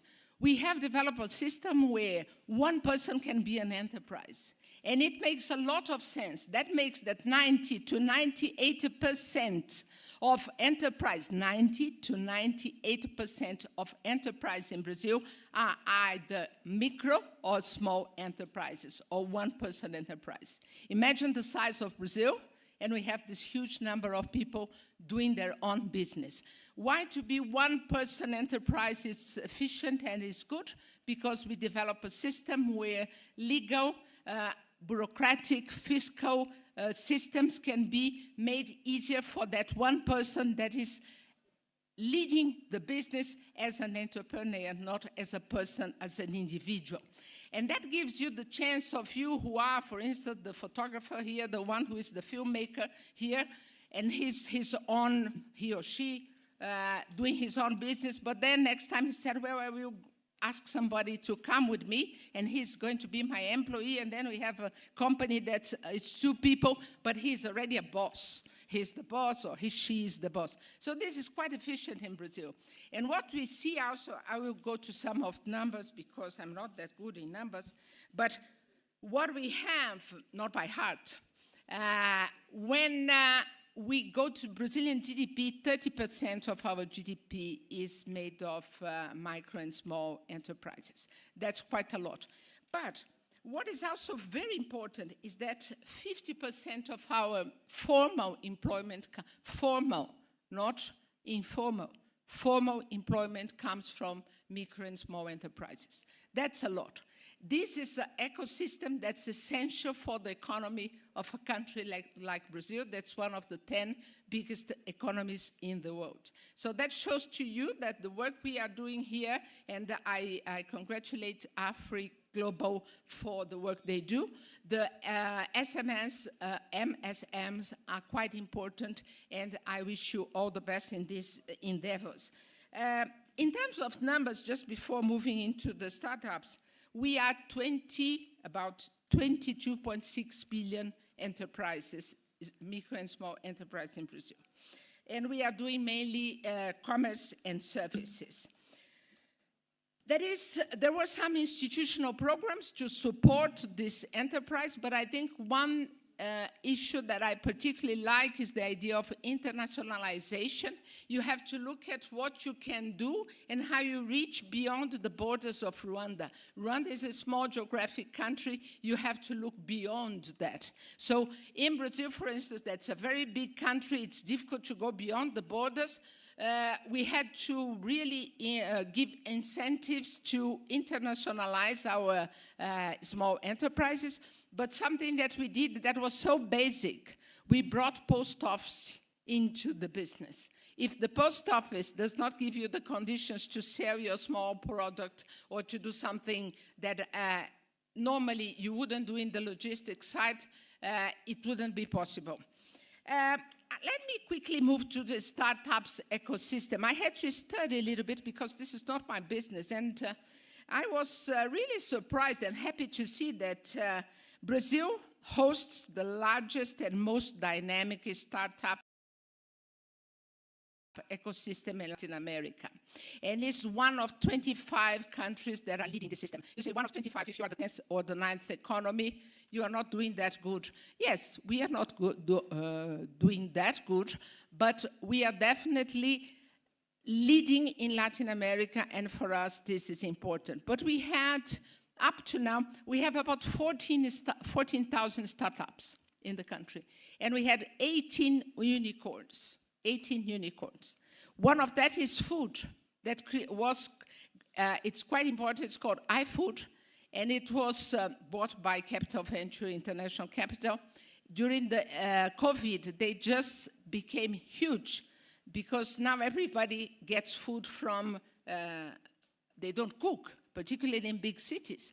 So they really became huge. And then we have another one that's New Bank. That's a bank that it's a digital bank. They don't have their physical agencies, and they are now international. But these are just some. Of course, I can share afterwards some information on that. But what I think it's important is that being this quite strong ecosystem for startups in Brazil, maybe we have things to share. And after this meeting, I will be glad, for instance, to see how our events, because we are hosting in Brazil some of the major events in Latin America, and not only regarding startups. And one of the startups that may be so familiar for you, and maybe for some of you, because that costs money, and I don't assume that everybody that is here has money for that, but a big startup that we got, it's the one that makes electronic games. We are quite strong in that, for instance. We got the talent and the creativity and the, let's say, the young generation, they are the ones that are making these matches, these games. But then once I was talking to one of these guys and I said, but how come that you have the stories to put into the match, into the games? And then he said, I read.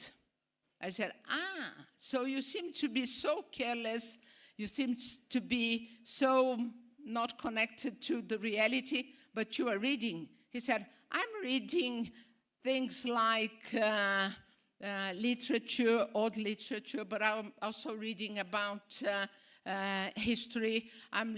So he was telling me lots of things because I need content to put in my games. So I'm going to finish now. What I must say is, at the end of the day, we must always study.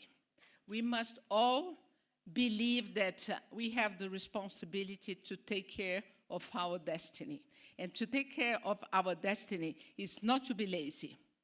Not to be lazy at all. It's so easy just to be sitting calmly with an internet, and that's not the way for us. If we want to be leaders, we have to take the responsibility of moving ahead and doing our own history in the best way we can. Of course, when we have a support for the family, of the environment, some public policies, it helps. But there are some stories of those who succeed just because they firmly believe that they were the elected ones to succeed. And I wish you all this. Succeed. Thank you. Thank you so much, the Ambassador. As someone who is very passionate about women's leadership, to those who know me, they know Frida Gates with women's leadership. It's a ride or die. Is it ride or die? We know where you lie. Yeah, so it's a great honor for me to hear from you and to know that actually I am inspired. I know that I'm not too late. You know, there is no time that you are too late. By the way, Sabine, good job. Si jambo. Kwani nakuona mbona uko hapa? Kwa nini umekuja hapa? Niko hapa kwa hafla. Period. We are learning languages in this room. And if you didn't hear what we said, we were selling you in dollars. So we were bargaining. I'm lying, I'm joking. We are talking about AGCP and why she came here. Of course, we needed to brag a little bit that we know Swahili. And that gives me a great privilege for to welcome, ladies and gentlemen, guess what? We do not only have the ambassador, who is a female leader in the room, the ambassador of Brazil to Rwanda. We also have the High Commissioner of Kenya in Rwanda. So a round of applause as we welcome the High Commissioner of Kenya in Rwanda, Janet Oben. Thank you so much. As she has the stage, Shikamo. Yes, feeling very, very proud tonight. Thank you so much, CEO, for this opportunity. You're welcome. You're welcome. Thank you. Karibu tena. Asante sana. Thank you very much. Good evening. Muraho. Na habari zenu. I don't know whether you've learned from the beautiful ladies, but I am really honored to be here today. And when I walked in, I expected to find maybe half the room. But one thing that has really struck me is the fact that we have so many students wanting to learn from our CEOs, our young business professionals, and that speaks of the appetite that Rwanda has for young people to grow and develop into serious CEOs, serious business leaders. And I want to really speak of the gentleman, the one who asked for an internship from the Rainbow CEO. We say that opportunity favors the prepared, isn't it? And so all the best to him. And we've had a promise from CEO Irembo that he's going to get internship. But young people, that's how you operate. I mean, you seize an opportunity when you see it. Do not hesitate. And that's the way to go. So congratulations. I would like to say a big thank you to the founder and CEO of Afri-Global, my friend, Mr. Shiaka, Michael Nyarwaya, captains of industry, seasoned leaders, young CEOs and professionals, investors, development partners, distinguished guests, and students. Good evening again. It is a distinct honor to join you for this special event of the Young CEOs and Professionals Business Forum 2026. Congratulations. I know that you had one last year. I am delighted to meet and interact with all of you, and I'm hoping to find time later to just, get to meet and share Kenya's story with the young people, young CEOs. Kenya's backbone is made of SMEs. It's 98% of our economy and 34% of our GDP. So it's really good to see, Rwanda also, building and wanting to grow in that space, because that's our backbone in the Kenyan economy. I take this opportunity to thank the organizers and the key stakeholders for organizing this important forum. I highly commend this initiative that seeks to bridge the gap between emerging business leaders and established economic actors, while fostering an ecosystem where innovation, mentorship, and sustainability thrives. I note that the first edition of the Young CEOs Forum and Professional Business Meetups was launched in 2025, where participants were equipped with tools and knowledge necessary for making sound financial decisions and building profitable, sustainable businesses. And therefore, I would like to commend the leadership of Afri-Global Cooperation Program for their commitment to create awareness about, among young entrepreneurs in their communities and empower them with necessary tools to thrive on their entrepreneurial journey in Rwanda and across Africa. Kenya and Rwanda share cordial relations, mainly centered on political and economic cooperation. We collaborate in many areas, including trade and investments, and we're going to be having our Kenya Pipeline Corporation here next week on Tuesday. They have an IPO that's coming up. We would like to invite you to join us in the road shows. We have meetings with government and investors at Serena on Tuesday in the morning. It's an IPO for investors, and I'm sure many of you would be interested to take part in that. And in this regard, a number of Kenyan companies have found a home in Rwanda for business opportunities. We have the Equity Bank, we have KCB, that's BPR, Kigali Paramount Hotel, Kigali Serena, among others. I take this opportunity to encourage you to collaborate with these companies and other like-minded entities in sharing enterprise and mentorship. MSMEs are indeed the backbone of all global economies, representing 90% of firms and 70% of employment worldwide. They drive innovation, poverty reduction, and economic growth, particularly for women and youth. And it's really nice to see many young women in this forum today. And this aligns with today's theme, creating wealth with MSMEs, startups, and building legacies in the new industry revolution of AI. And therefore, it is my hope at the end of this forum that many young entrepreneurs and professionals present here today will be equipped with practical knowledge on intelligent automation, skills on wealth creation, have access to financing, investment opportunities and market pathways, as well as establishing strong networks for economic growth. I wish you a successful event, but before I conclude, I'd like to really congratulate the CEOs who've attended, the young business people who've attended. I'd like to say congratulations to Mr. Siaka. We have heard from the Irembo CEO about critical thinking even as we use AI. I think that's really one thing that we should all take away from here. And Mr. Siaka, this team looks ready, and we have young people wanting to learn from the CEOs and the young business professionals who are here today. So we can see a clear, trajectory of young students wanting to learn on entrepreneurship and, how to build strong and resilient businesses. And I would like to leave you with one question today that begs an answer. AI is our new reality. Technology has really grown. Do we want to be on the menu or do we want to be on the table? I think our presence here today speaks of us people wanting to be on the table.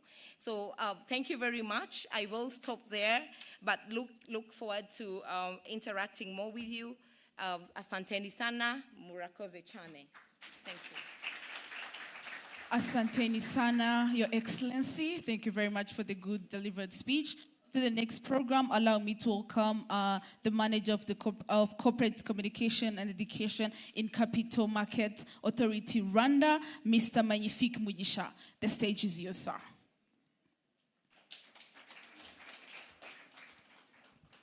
Hello, everyone.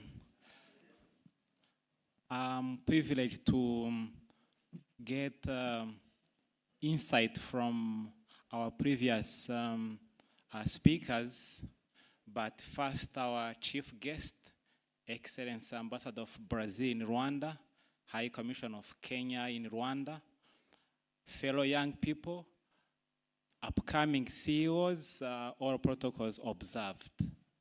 As she said, Magnifique Mugisha, I'm representing the Capital Market Authority, and by show of hand, do you know the capital market? Or have you heard it on social media? I can see our ambassadors. So the capital market is there for everyone. And my big brother, Hiaka, thank you for always supporting the capital market. We have collaborated with him to engage different segments of the population, be it young people, diaspora, members, even young people. He really liked to engage young people to embrace this culture of saving and investment.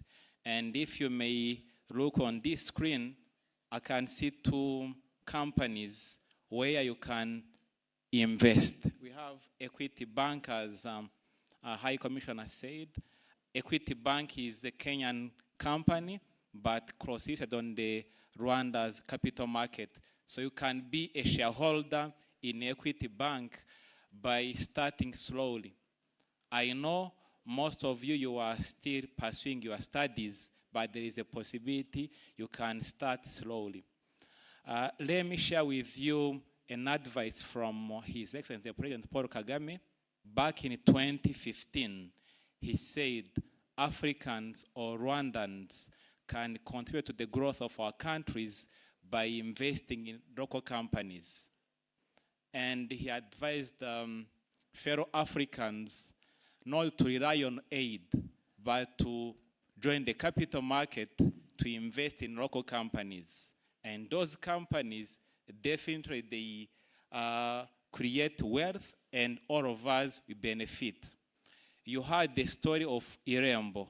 So Irembo pays a dividend to its shareholders. So there is a possibility as a young people, you can start your investment journey through some of the big brands. So here in Rwanda, we have a young and growing capital market. So far, we do have 10 companies that are listed, and some of them, I know you know Bank of Kigali by show of hand. Simerwa, MTN, I&M Bank, Brarirwa, and also we have some of the companies from the region that were cross-listed on the local market. We have Equity Bank, Uchumi Supermarket, National Media Group, but mine is to share with you how you can be an investor. It's easy. You've had insight from our excellencies, so there is a possibility you can pave the way for your destiny. Today you can be an investor of some of the big companies, be it in Rwanda or regionally. So at the Capital Market Authority, we do have an interesting program called the Capital Market Youth Forum. It's a platform whereby young people, they learn about the capital market, but not only by learning, so they join the capital market as investors. And it's so simple. At the capital market in Rwanda, we do have 3 main products. One, we have equity market, where you can invest in this big brand, and at the end of the year, you get a return. And you don't have to wait for 5 years. Even you may sell your shares after 1 year. So the market is open. But here our focus is to help our, especially young people, to embrace the culture of saving and investment. It's important always to save before spending. I hope you all know Warren Buffett. He's among the top 10 richest people in the world. From the young age, he invested in the capital market product. But finally, he's among the top 10 richest people. Also, there is a possibility, as you are getting this information, you may start with even 2,000 francs. I'm sure most of you can afford it. Or our fellow young brothers and sisters, you may talk to your parent. Could you put aside, let's say, 2,000 per month? Because when you are investing that money, you get interest, you get return. It's like planting a tree. As you invest your money for a long time, you get more return. And here there is Rwanda National Investment Trust, Iterambere Fund. They have a platform whereby you can transfer your money through mobile money, and after 1 year, you get close to 11.5%, and it's open. The minimum investment is only 2,000, and you can invest up to millions. And it's important as upcoming and young CEOs. Very soon, most of you will be having companies, but it's important, as CEO of Irembo said, having that critical thinking. you will be able to analyze, you will be able to know where to invest. At the capital market, we do have brokers, but you can be also your own broker. You may talk to a broker is a middle person, but you may reach out to them, but you already know where to invest because you are able to scan the environment and know which company where can get more return. It's easy. You can do a research. As we learned, there is a possibility you can prompt AI. Let's say, which is the best company, let's say in the telecommunication, in manufacturing, or in any sector. And AI will be able to give you ideas. And from that information, you will be able to decide, I will be investing in this company, or you may diversify. The second product is called bonds. At the capital market, we do have treasury bond issued by the government on a monthly basis, but we do have another interesting product called corporate bond. My brother Hyaka, it's important to advise your fellows to opt for a corporate bond.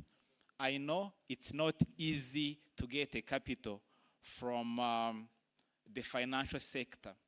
And some of the business owners, it's sad that the CEO of PSF left, but we collaborated with them back in August to November. We did a nationwide campaign whereby we engaged over 700 companies on how they can raise the capital on the stock market. Also, as business people in the room, you may opt for corporate bond. We'll be able to share the contact at the end of this event. Third, as young people, you may opt for correct investment schemes. We do have 2 schemes in Rwanda where you can start your investment from only 2,001 francs and you get over 11% of return at the end of the year. So we are looking forward to get your calls, and those who are connected, you may follow the Capital Market Authority of Rwanda. We have a strong social media presence across all platforms, starting from X, LinkedIn, Instagram, Facebook, and TikTok. So looking forward to get your DM so that we may direct you where to invest. Thank you so much for your kind attention. Back to you. Thank you. Thank you so much, Migisha. It's always fascinating to hear things about wealth and finances, because most of the times when we had those terms, they sounded so mature, so old, you know, not concerning us, the young people. But since we have the young CEOs and young professionals, we are talking about money and creating wealth. So having discussions and insights from stock market, you know, capital market authority, it's very, very, very important. Since you've been seated for a long time, I want to ask all of you, ladies and gentlemen, to stand up. And I will make use of you standing up. Sabine, I want you to cheer up a little bit, and please have the microphone before we start. We've been seated, and we have the young people in the room. They only like things that are quick, you know, energetic, warm. So these professional Frida, you things, know, when you sit a lot, sometimes are not, there's sometimes you feel. Turn to your neighbor. You're standing straight. Just turn like this. Not with your legs. No. Turn with your side like this. Greet your neighbor. To your left and to your right. Yes, and then to your left. Yes, like that. turning the legs. Not turning the legs. Just turn. Make use of your back. You know. Some of us, we are young, but we are already old. You know. DJ, are you there? he ready? Is he ready? Is he in the room? DJ, where are you? I want to see you move a little bit for some 30 seconds. Frida, can you move?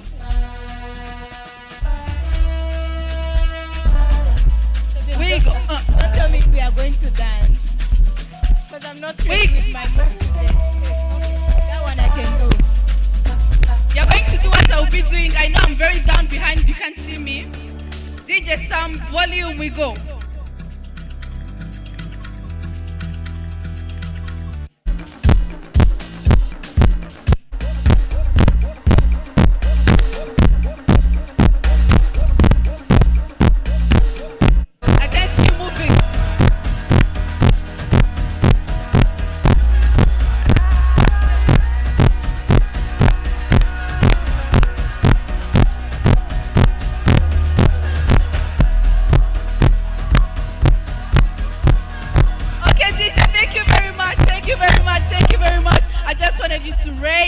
And take some breath. Yes. So Frida, what do you have on to the next?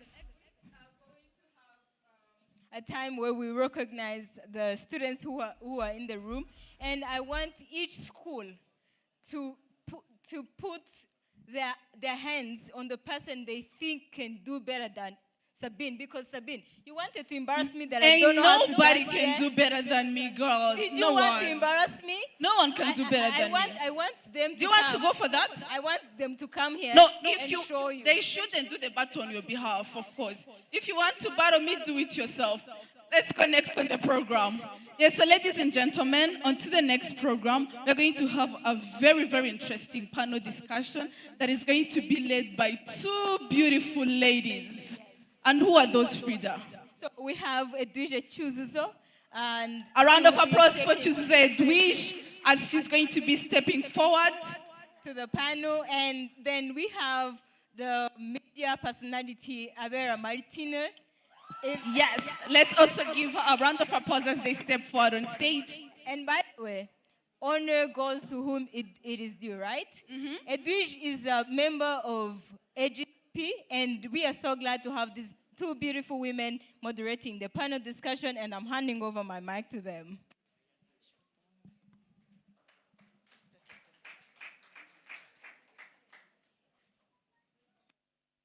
Hello, everyone. Hi, good evening. I know it's been a long evening, but we're learning a lot, and so I hope we will be able to have each and everyone's attention as we engage in this panel, yeah? Do I agree with everyone? Yes, thank you very much. So, we are at the Young CEOs and Professionals Business Forum, and today's topic for the panel is going to be how MSMEs and startups can create sustainable wealth in an age of AI. So currently, we heard from the CEO of Idembo. We heard from Her Excellency, the Ambassador of Brazil to Rwanda. We heard from the High Commissioner of Kenya. We heard from so many people, and they spoke a lot, and I hope it's touched you guys. But we are at a moment where young entrepreneurs are no longer just starting businesses. They are being challenged to create real wealth, build resilient companies, and think about legacy, all in an economy being reshaped by AI and technology. So today's discussion is about practical answers, which I hope we can be able to receive from our panelists, from policy, finance, investment, and market access, and what young CEOs can do now to build businesses that last. So today I'm going to be moderating this panel with Ms. Chuzuzo Edwige, Business Development Director at Wake Outsourcing. Thank you for being with me. Yes, thank you for inviting me. I hope you all enjoy this panel and get to be inspired by different leaders that you're going to hear from here. Thank you, Edwige. So I would like to welcome the first panelist, Mr. Jean Leonard, Talent Development Specialist in Ministry of Youth and Arts. You're welcome.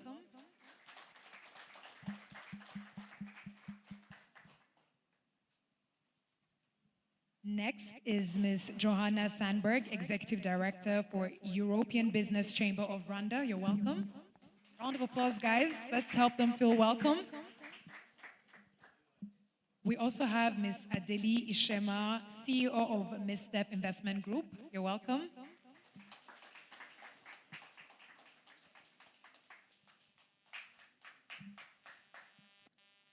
We have Ms. Penny Musoni, CEO of Muspa Limited. You're welcome. And last but not least, we have Benoit Ngaroziza, the advisor to the CEO of Equim Energy.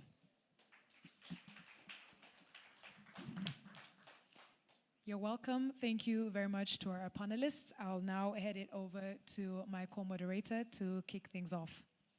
Yes, thank you so much. As you can see, we have very brave, inspiring panelists here, and I'd like to welcome you, and feel free to share with us inspiring insights you have on MSMEs and what your company's products have on MSMEs. So I'm going to start with you, Equim Energy. Your business is in fuel and energies. I'd like you to let us know your impact on MSMEs and how you'd like us to build with you and create wealth while maintaining resources and renewable energies. Good evening, everyone. Can you hear me? Hello?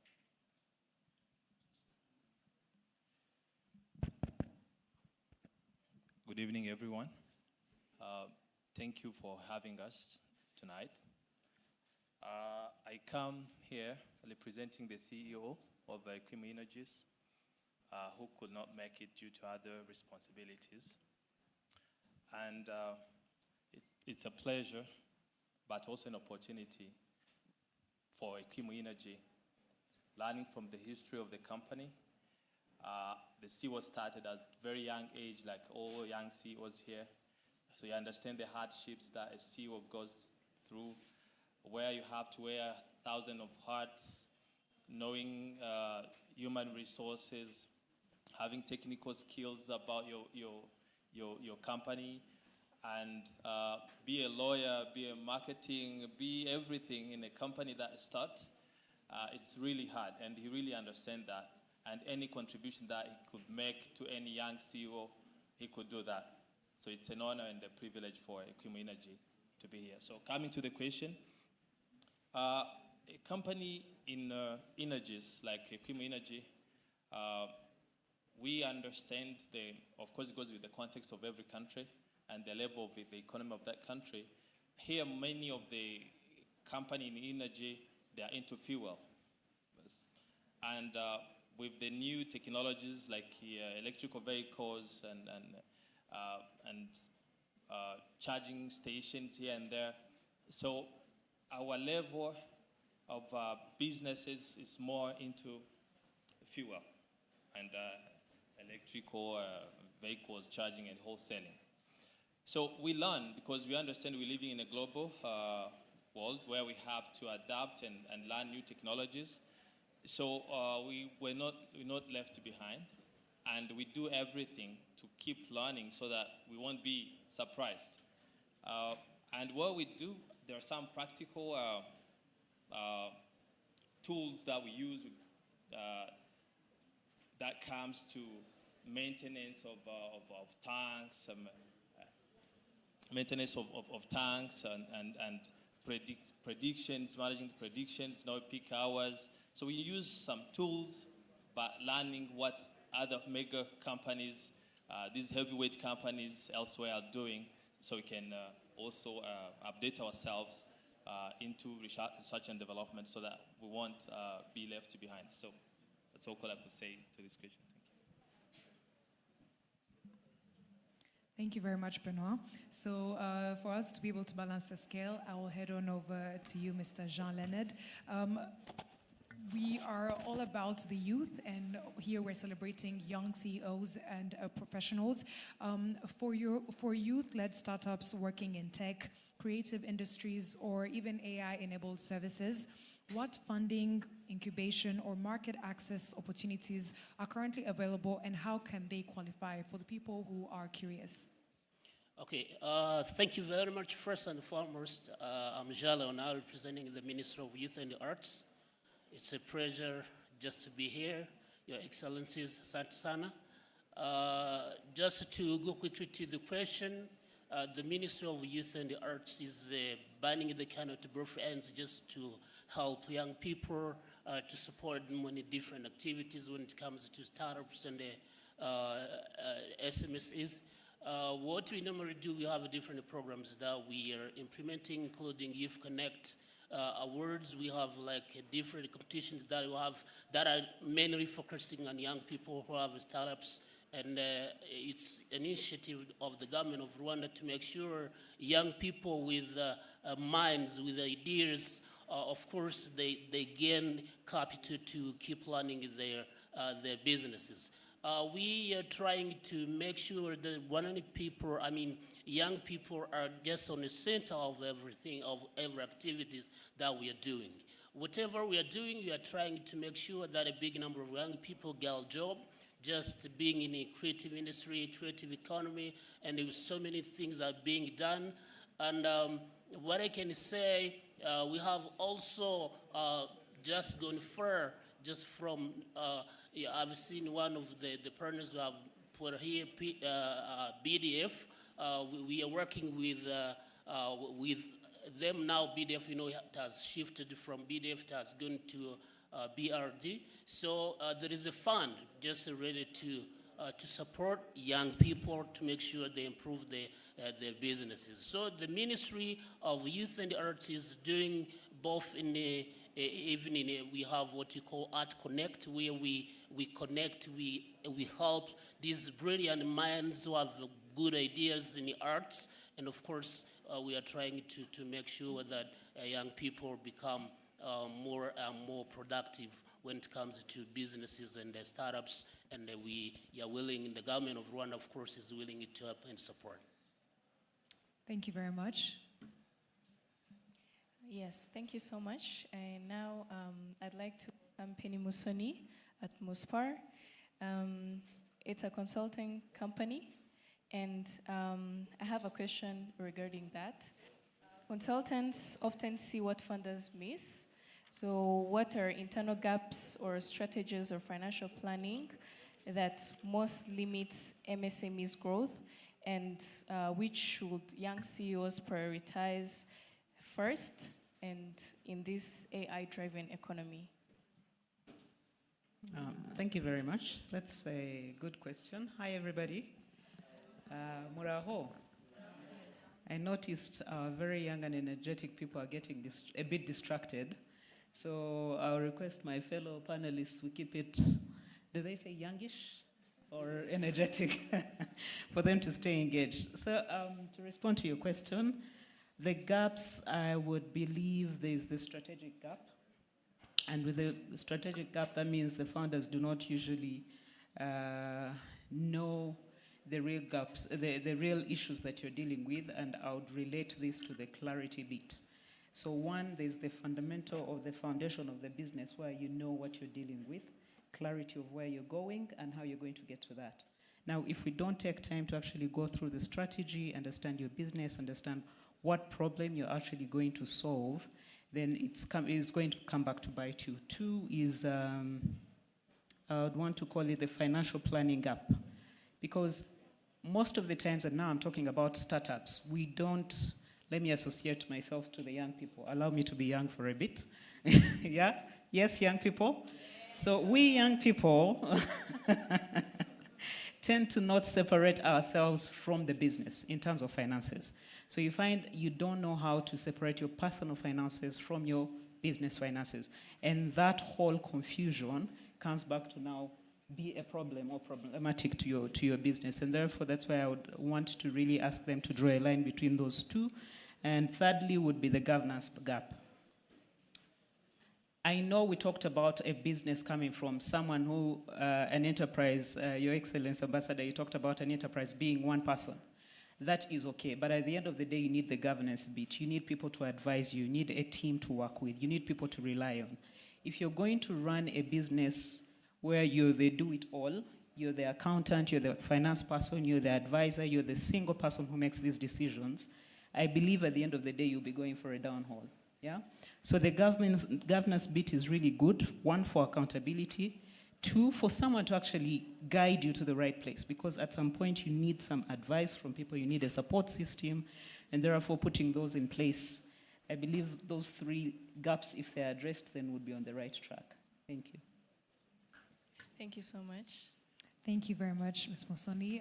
Let's believe in the power of partnership. So moving ahead, Ms. Sandberg.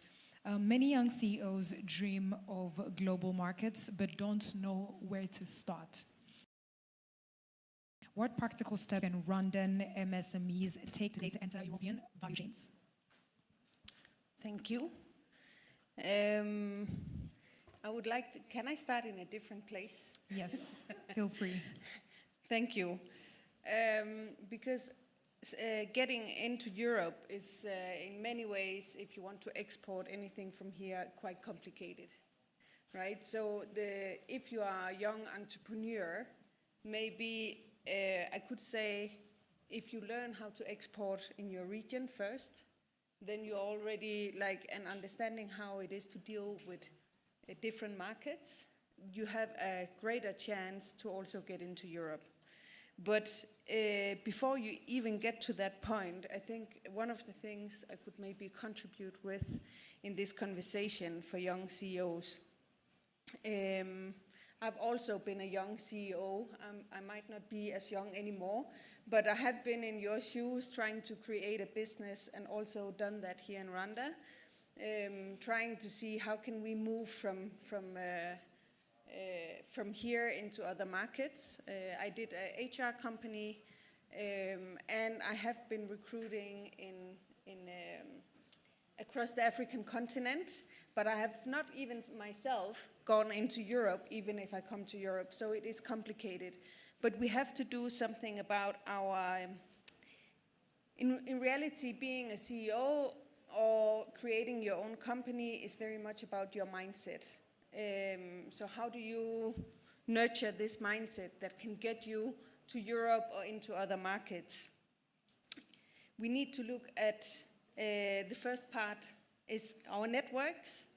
What kind of network do you have that you can capitalize on? Who do you know in this region? Who do you know in Europe?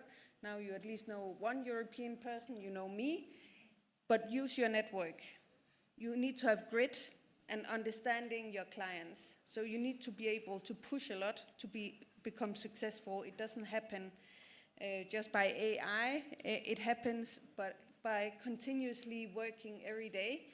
It's a mountain. Becoming successful is a big mountain, and you don't know what's on your mountain. So taking steps every day can help you also develop the mindset that is going to take you into Europe or other places with your products. Then it's about skills. What skills do you have? Understanding your own skills, but also understand you're not supposed to have all skills. It means you can ask for help, you can use AI to ask for help, but you also need to use the people around you to become successful, because we are not an island. We are interconnected, and by working together and also by making other people successful, you also become more successful. So it's not only about you and your product or your business, it's how we work together. So I also wrote down, speak up and show up, spotting opportunities and open your mind as some of the key words. Because you need to be curious. If you want to go into any other markets, you need to be curious about the markets you're going into. How does they function? What is the requirements? Europe is super complicated, but of course I encourage you, would be very happy to see more Rwandan products in Europe, but really understand and use all the tools, all the AI and all the tools to just really explore and get curious. There's a lot of help and it's really possible, but I think it starts with the person itself. Thank you. Thank you for the tips. Thank you so much. As people in the audience, I think you understand that you need to work on your network and also be smart enough to open places that you can take your businesses to. And now I would like to get to you, the CEO of Mr. Investment. You're in property investment, and property investment has been one of the best investments that we know over the years. It builds legacy. You find that if your grandparents had lands, had properties, they passed down to the, to the kids, to the younger generation. And now, I'd like to know, do you, for young CEOs and professionals who think real estate is out of reach, what entry strategies can MSMEs realistically use today to start building wealth through properties? Thank you so much. I think I'm the young CEO here. How do you know? Because I'm 26. So, as to start, as my fellow said, that we should keep this conversation vibrant as young CEOs. So, like a very good example, last year I attended this forum when I was a PA. This year I'm a CEO. So, where you are sitting, tell yourself, next year I'm the CEO. Actually, it's not even next year. Maybe you can even be a CEO tomorrow. As the young people say, clock it. So back to the question, you say that how can a young entrepreneur enter in the industry? So first thing first, you have to pay attention on your finances, because finances are a very big thing. As an example, in construction, balancing the finances, first of all, when we are building and when we are getting the quotation, we actually balances the quotation. We can't get a quotation from only one person. We have to get a quotation from this person, this company, and also, how about the quotation in another country? Maybe it's cheaper. Maybe it's in China. What if in China is cheaper? Compare if it's in China, what is the amount that I will be paying as taxes? Which amount I'm going to be paying to ship them? So if you balance those things, you are going to make it well in finance. Another good thing when you compare those quotations, also the thing you get in your mind, first of all, is, what if I ship from China? Then it gets here. How durable am I getting those things that I want to ship from China? For example, if I'm shipping fridges, TVs, what if it breaks? So another good thing, if I can tell you, promote Rwandan industry. Because a very good example, if you buy things here, you're going to get your EBM. After getting your EBM, you're going to get the return money using the EBM, because you registered the EBM, and also, which is very beneficial for a lot of companies here. So another thing, as my colleague said, that you should separate your own money from your business money, which is a very big thing. So as the CEO of Mr. Real Estate, we got a good thing, which we got an investor of IGIHE, which we honor every day. He trusted us. It's a company here in Rwanda, but the CEO is from America. So he trusted us, and we are also into not only developing the construction. In construction, we also do the property management for his properties. We also have, if I can advertise a little bit, we also have the white property, which is nearly located near Convention Center, which is a rental for offices. We also have an upcoming apartments, 18 units in Kimihurura, Rugando, which are very nice apartments. Thank you so much. A round of applause to our youngest CEO. Back to you, Mr. Jean. Yes. I'm sure the youth in here have so many questions, but something that would truly help or answer some of their questions. What mindset shift do you believe young CEOs must adopt today if they want to build companies that will exist 20 years from now? Okay, thank you so much. Before just I talk straight to the question, I'd like to let you guys, the young people in this room, that opportunities are everywhere, and we have a beautiful country that allows every young people to grab those opportunities. And of course, this is something that you have to go with it or in your mind. This is a beautiful country where nobody can starve. This is a beautiful country, I'm telling you. My colleagues have been talking about AI and the promotion of technology and so on and so forth, the internet, each and everything. These are all the opportunities that we have to make use and make money and become rich and become like, if you are not CEO in this room, and make sure that you learn, for instance, from these CEOs that we can see. When we are talking about mindset shift, young people, first of all, you have to say, yes, I can. You have to say, yes, I can, and nobody's there to discourage you and tell you that you will not do it. I remember when I was young, I started just making a little bit of a business, a small business. I took like a land over 4 to 3 meters, and I started just cultivating and making a little bit of income after 3 months. It was not easy. I had no seeds, but I tried my best to go and find. But at the end of the day, I got like maybe some pocket money to go to school with, because when you are in secondary school, it was not that easy for a young person from the countryside to go to school. Whenever you see the other colleagues or your colleagues are getting donuts at the school, you say, well, how can I get this? But I tried that. Then at the end of the day, I succeeded. So what you have to bear in mind is that you can. You just say, yes, I can, and I will achieve each and everything. Mu Kinyarwanda baravuga ngo nizibika zari amagi, kandi twe dufite igihugu cyiza cyo gutekererezamo, ndetse giha amahirwe abakiri bato.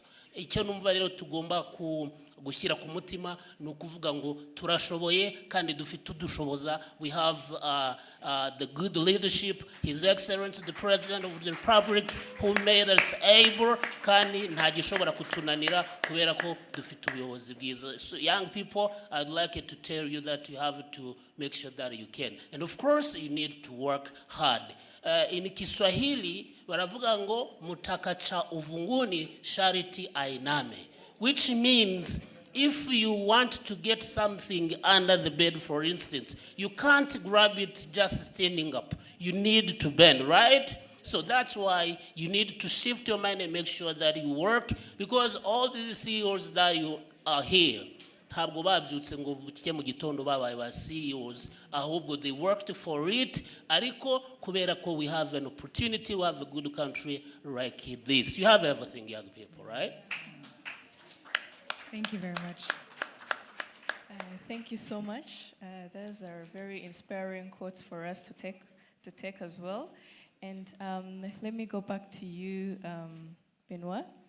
As an advisor to the office CEO of Equim Energy, and as a former director of youth empowerment of Ministry of Youth, and different other departments that you've been a leader, you've been a CEO, you have more than 10 years of experience.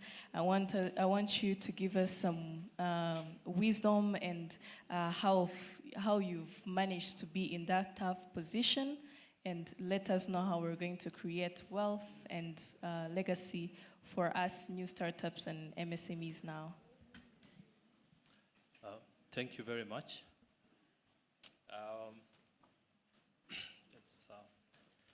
I would like to talk to young CEOs who have companies either running or in papers or in mind out there.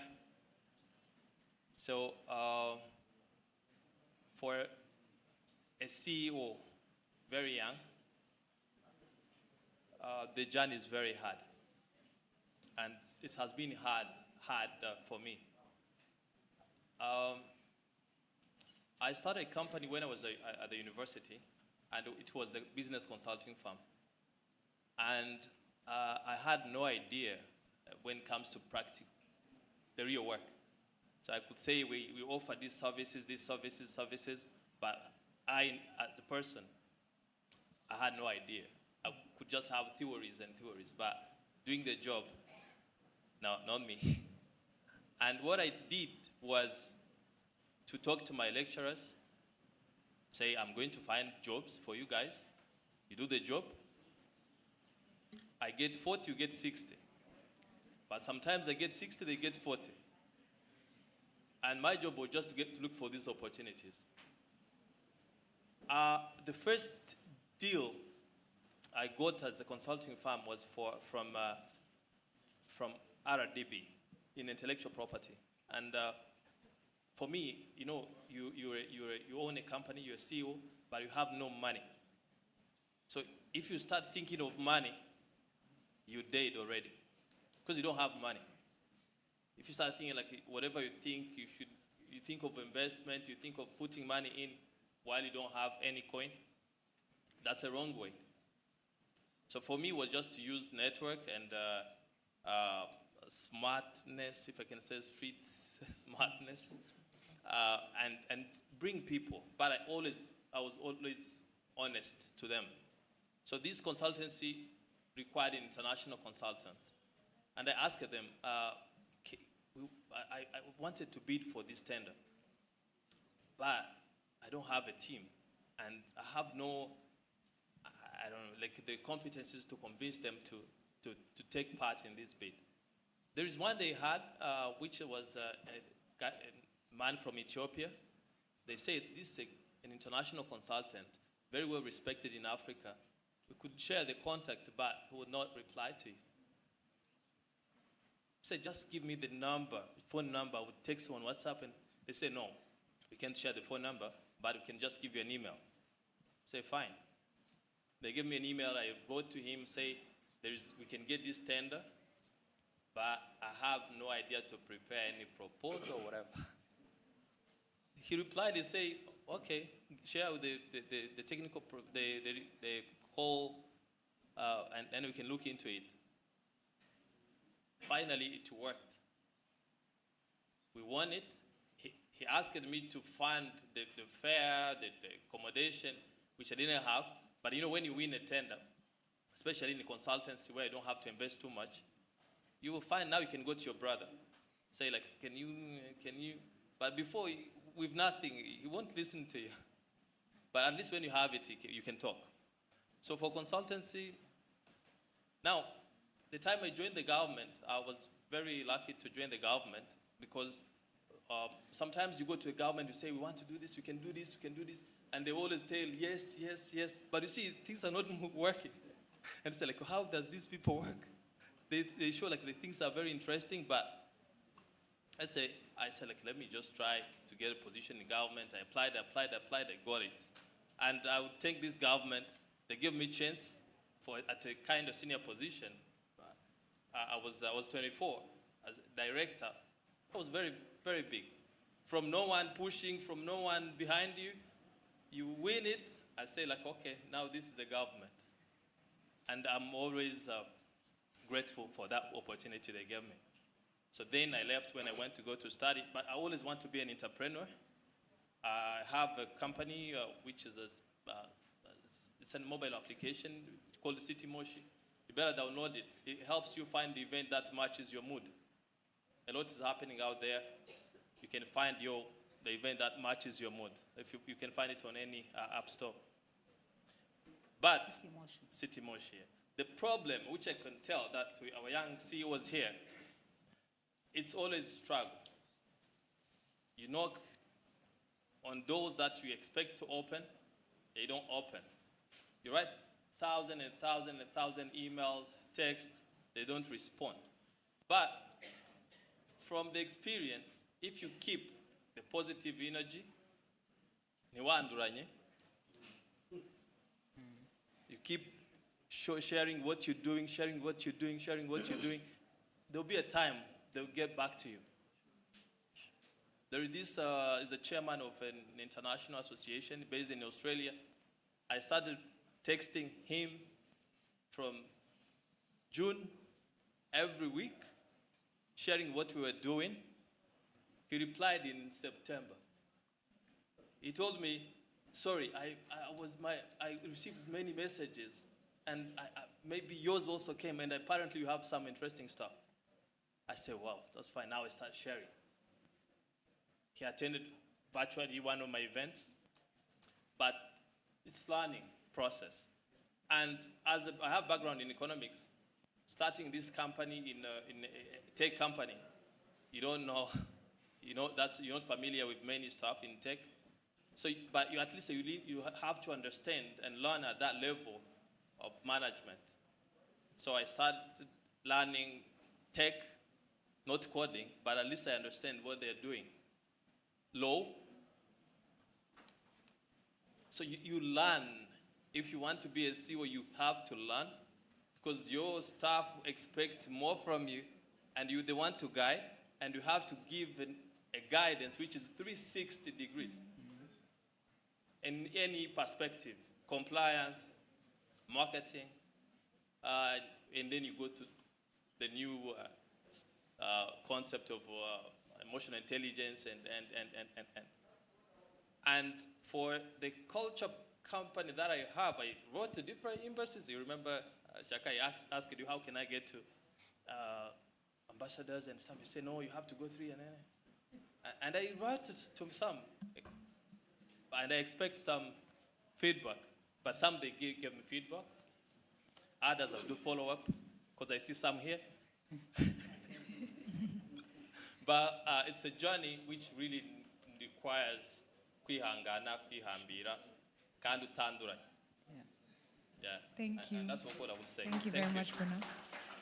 As we draw near to the end of the panel, I'd like to remind the audience members to get your questions ready. You will have an opportunity to ask the panelists. Back to you, Johanna. What current EBCR programs or partnerships can help startups move from local businesses to export-ready enterprises? So, in the European Business Chamber, we have around 200 members. It's European member states, it's European companies that operate in Rwanda, it's Rwandan companies that wants to export to Europe, or has European clients, or are interested in being friends, and network. That's also how we know each other here. So it's a big network of entrepreneurs and business leaders in this country. Part of what we do, and I think it's no matter if you're connected to us or you want to do it for yourself, we always have a focus on three things. We are trying to connect the businesses to opportunities. So you need to focus on where is the opportunities for you and your business, if you're doing it for yourself, or you come and you connect yourself to the European Business Chamber and see what we can also do together. We also have a YPN Youth Professional Network that is free of charge. You can sign up and get into our platforms where opportunities are being shared. So depending on the maturity of your business, you can start on zero and get into a network where there's opportunities for any of you. Then there's representation. So in our case, we represent these businesses towards the government. But for you, find the people who can speak for you, who can open the doors for you in this room that can make sure that you move your business forward. The last thing is connections. Making sure you're connected to the right people. And I think a room like this, it's really an opportunity to connect to the right people. Yeah, so that can create growth. That together can create growth for your businesses. Yeah. Thank you very much, Johanna. And I believe that is why before various forums or conferences, they always give 30 minutes, an hour for networking. It's an opportunity for you to say hi to someone in the room. You never know, that might be the next business opportunity, your next client. So always use that time to venture out and speak to people, because that is how we build our net worth, through networking. Thank you very much. So thank you to my panelists. Before we let them go, we have the opportunity to give you questions in the audience. 2 is what we have time for. So you could just raise your hand and your name and who you're directing the question to. Hello, ladies and gentlemen that are gathered here.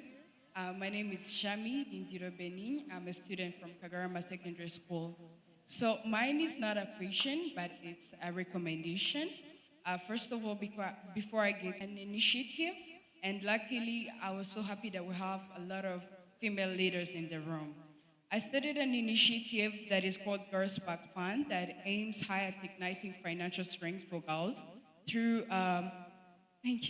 through giving mentorship and financial literacy, but also trying to drive a meaningful impact in the community through charity actions. When I started that, an idea came in my mind when I started saving when I was in senior 3. Now I'm in last year, senior 6. And when I started saving, I saved for saying, how about I learn how I would start shaping my future, but also try to save other one's future. So till date, I have a student that I pay for school fees, and that's how the idea came up of starting to save, also to save other one's life. So now, as I'm standing here, I would love to first thank Afri-Global for preparing this whole event, because it brings us as young people to get to learn and also know how to implement our ideas for driving the change. So I would like to recommend different organizations, companies, and institutions in here to just get near to the high school students. Because when we don't do that before, we find ourselves in universities or in other big ages, and we start needing something that we should have got when we're in young ages. So I would like to recommend different companies, institutions, and organizations in here that within their programs, they get to have some of the programs that are going to be designed for back high school students. How do we apply this AI that we're talking about? How do we apply these big ideas that we're coming up with in order to make a change in the community? And those should be a sustainable thing. So thank you very much.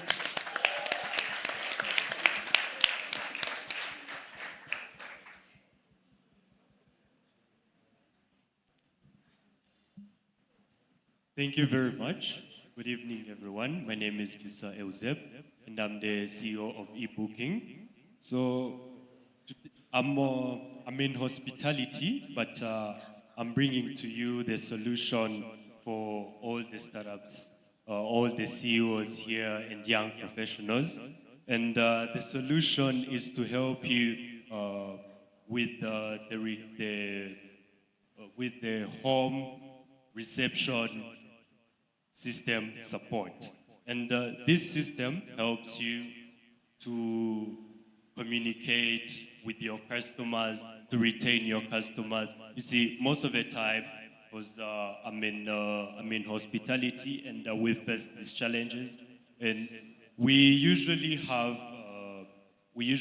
walk-ins. So walk-ins come on a website, they call our number, and when they call our number, that's when we get the walk-ins. And most of the time, because we're a small, platform, and we have a small team, most of the time it's very hard to manage those calls when it's only one person who's going to pick up that phone call, and they have so many things to do. So that's why we decided to create this system to help us, and then we realized that it would also help the startups here. So with that, I bring to you the home reception system support. My question is it possible that all of you at the panel that would go home with our system today? Thank you very much.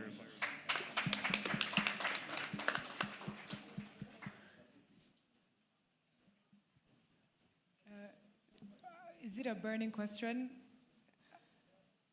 to a panelist. Yes, one more.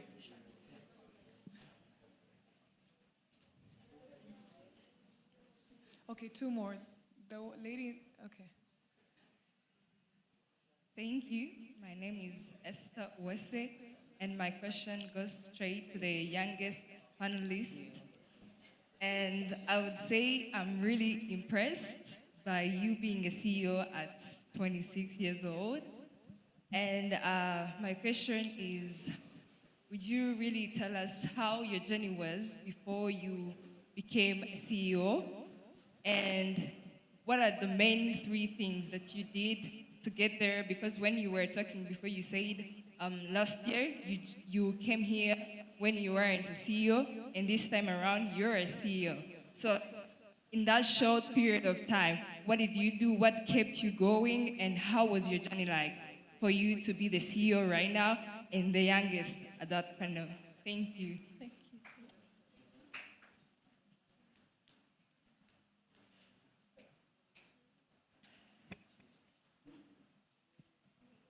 So, good evening to all of you. My name is Dan. I'm a senior 5 student at Kagarama Secondary School, and I'm the founder and the managing director of Flight Club Rwanda, Aviation Club.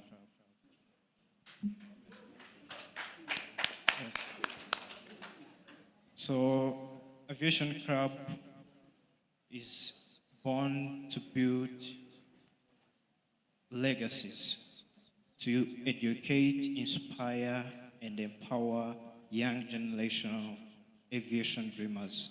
So we are planting seeds for the future African-owned, AI-empowered aviation industry.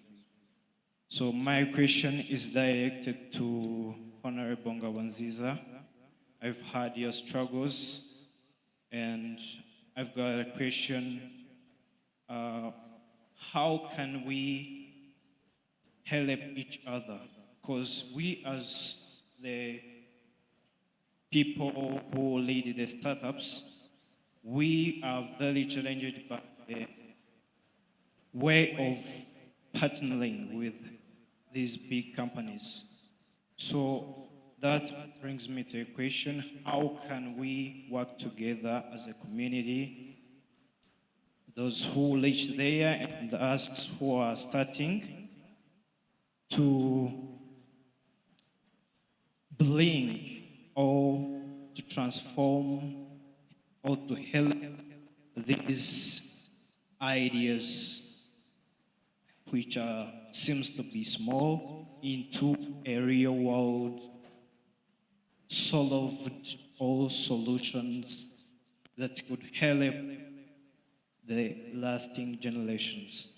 So simply my question is, how can we work together so that these small ideas can be turned into real world solutions?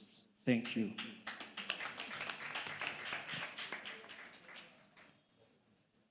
Hello, my name is Elka, and I'm from Gashua Girls Academy, and my question goes to the 26-year-old CEO. So, first of all, 26 is actually Gen Z. That's one. And the question is, we know as Gen Z or young people, we want to have a social life, want to get out, want to sometimes party, have friends, and go out in events. And also being a CEO is a lot of work. So I want to ask, how did you manage, or how do you manage balancing the Gen Z part and the CEO part? Yeah. Thank you. Thank you. Those are...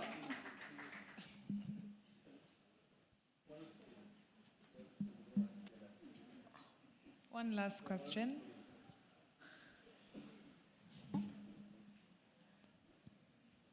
Okay, thank you.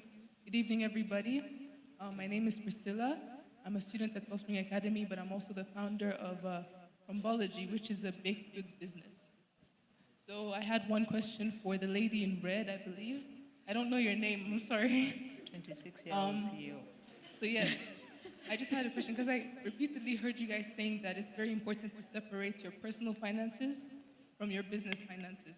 Now, as someone who is a very small business who can't afford an accountant or something like that, what's the best way that I can, manage my expenses and my income, know what's going in, what's coming out, things like that? That's my question.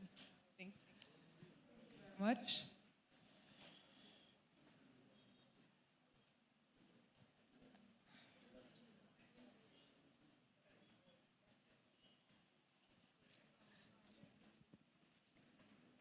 Hi, good evening. My name is Margaret Murithi. I come from Kenya. I'm a young director of a clearing and forwarding company that I started when I was in high school. When I was in campus.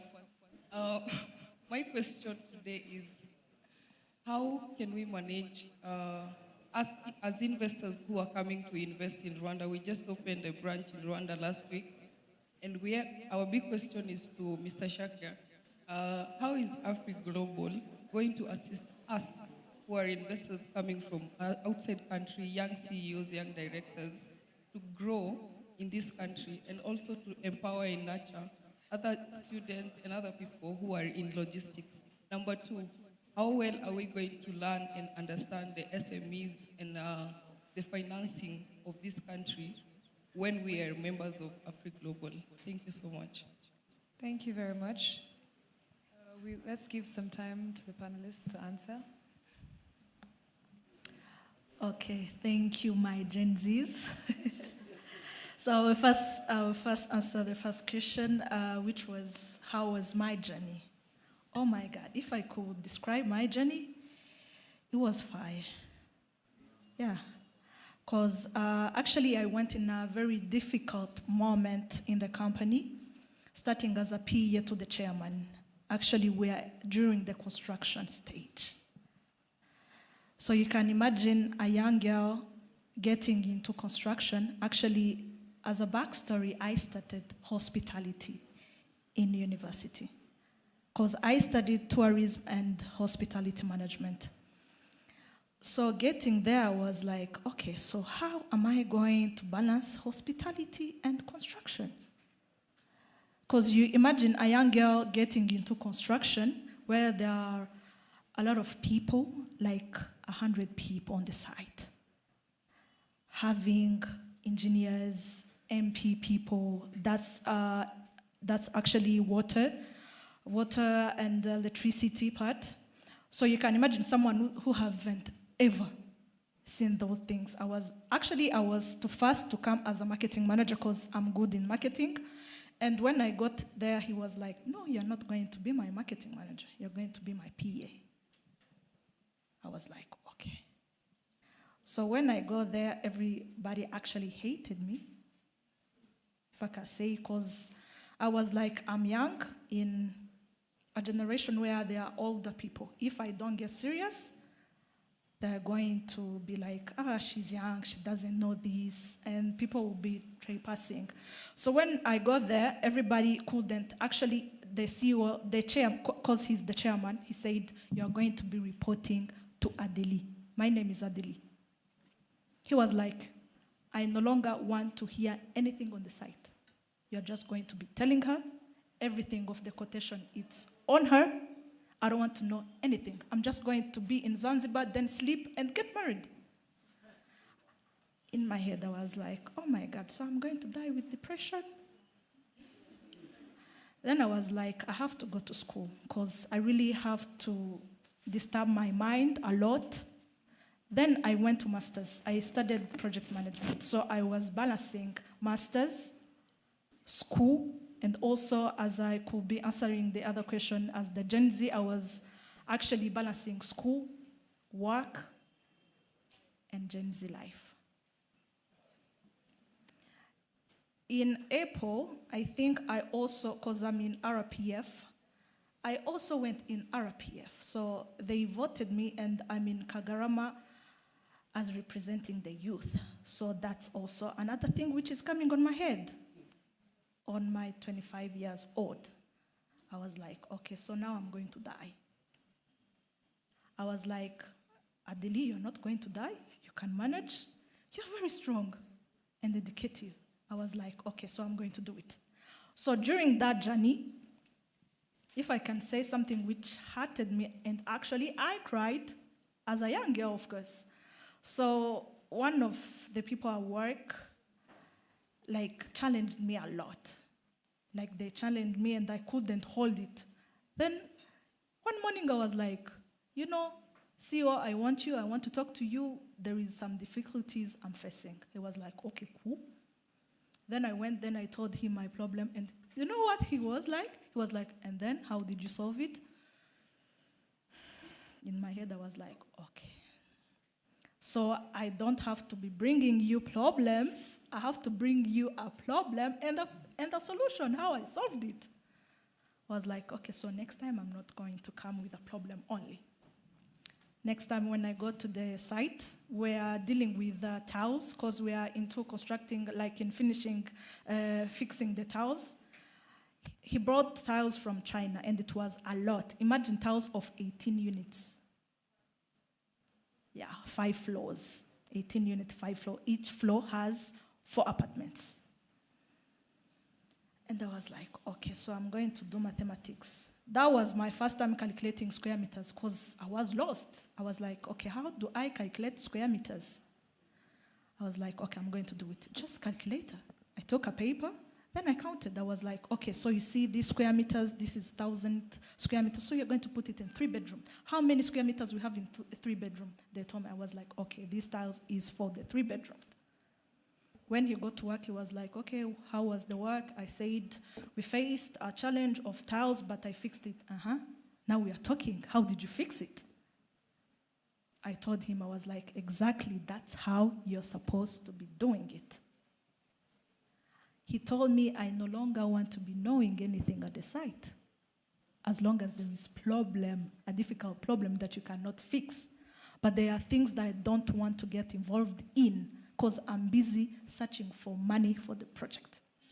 I won't be stressing myself with the tiles, with electricity. No, I no longer want to know that. So that's how he was training me. In me, I didn't know he was training me, but he did it purposely. He trained me. That's how he got to appoint me as the CEO, so that he can remain as the chairman, so that I can be handling everything in my head, because he saw that I can do it. And I really thank him so much, and I also thank Shaka Nyarwaya, because he doesn't know, but back, I can say that he's training me too. He's been training me unknowingly, because he gave me a lot of platforms. He pushed me to places I couldn't find myself to. And actually, I can say I'm speaking like this because of him.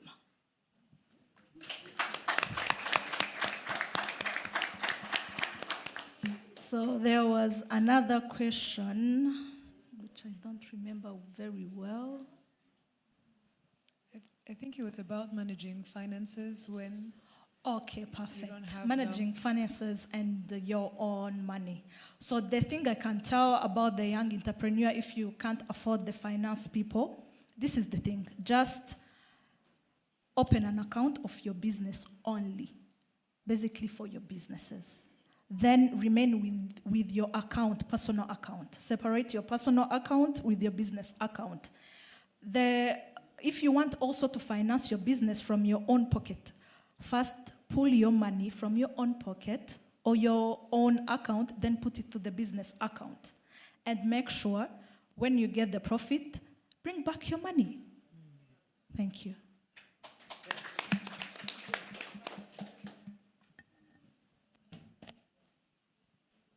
I hope we answered all questions. Yes. There is some more question. She wanted to answer to Shami. Oh, yeah, thank you. Shami, it was not an answer per se. I just got an idea and I was like, I think I need to say it out loud.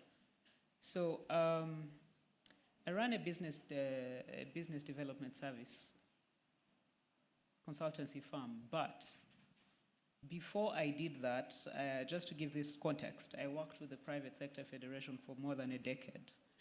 And with that, I realized that most, let me say, 75% of the issues that private sector players are dealing with are not having clarity or understanding what they're doing.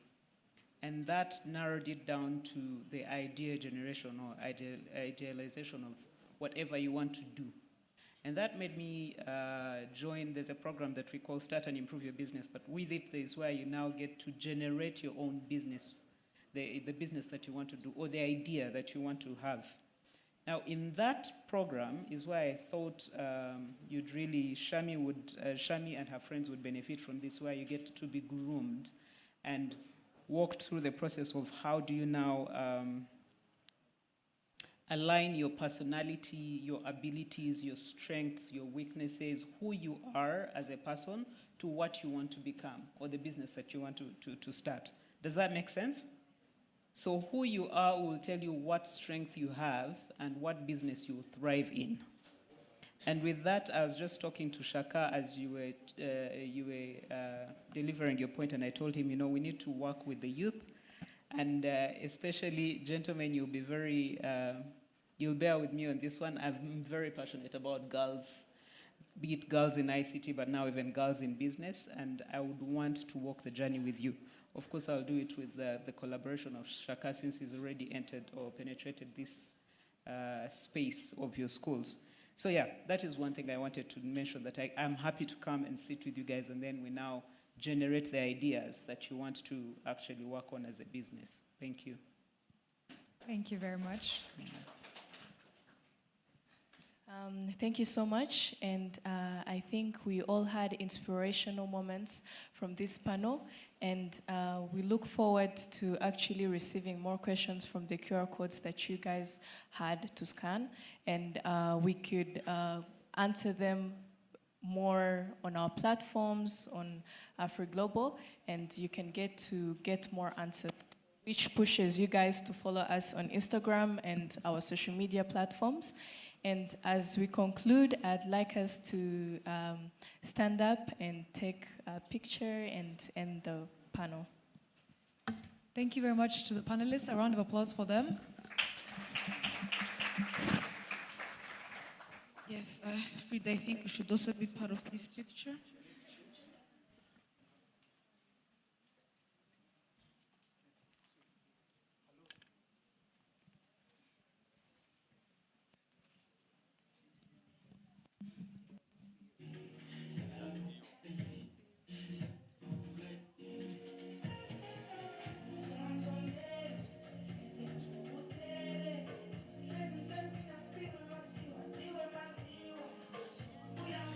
Yes, a round of applause to the panel. A round of applause, please. I think that we are not looking at the time. We can see where the time has reached, but I really rest assured you that we are coming to the end of this program. And as we are coming to the end of this program, I would like to kindly ask you to give a round of applause to our guest speaker, who is going to be giving us his remarks about the good things that he's been here from the start of the program. Our guest of honor, he's been here since the start of the program, so he's going to give us his remarks. The stage is yours.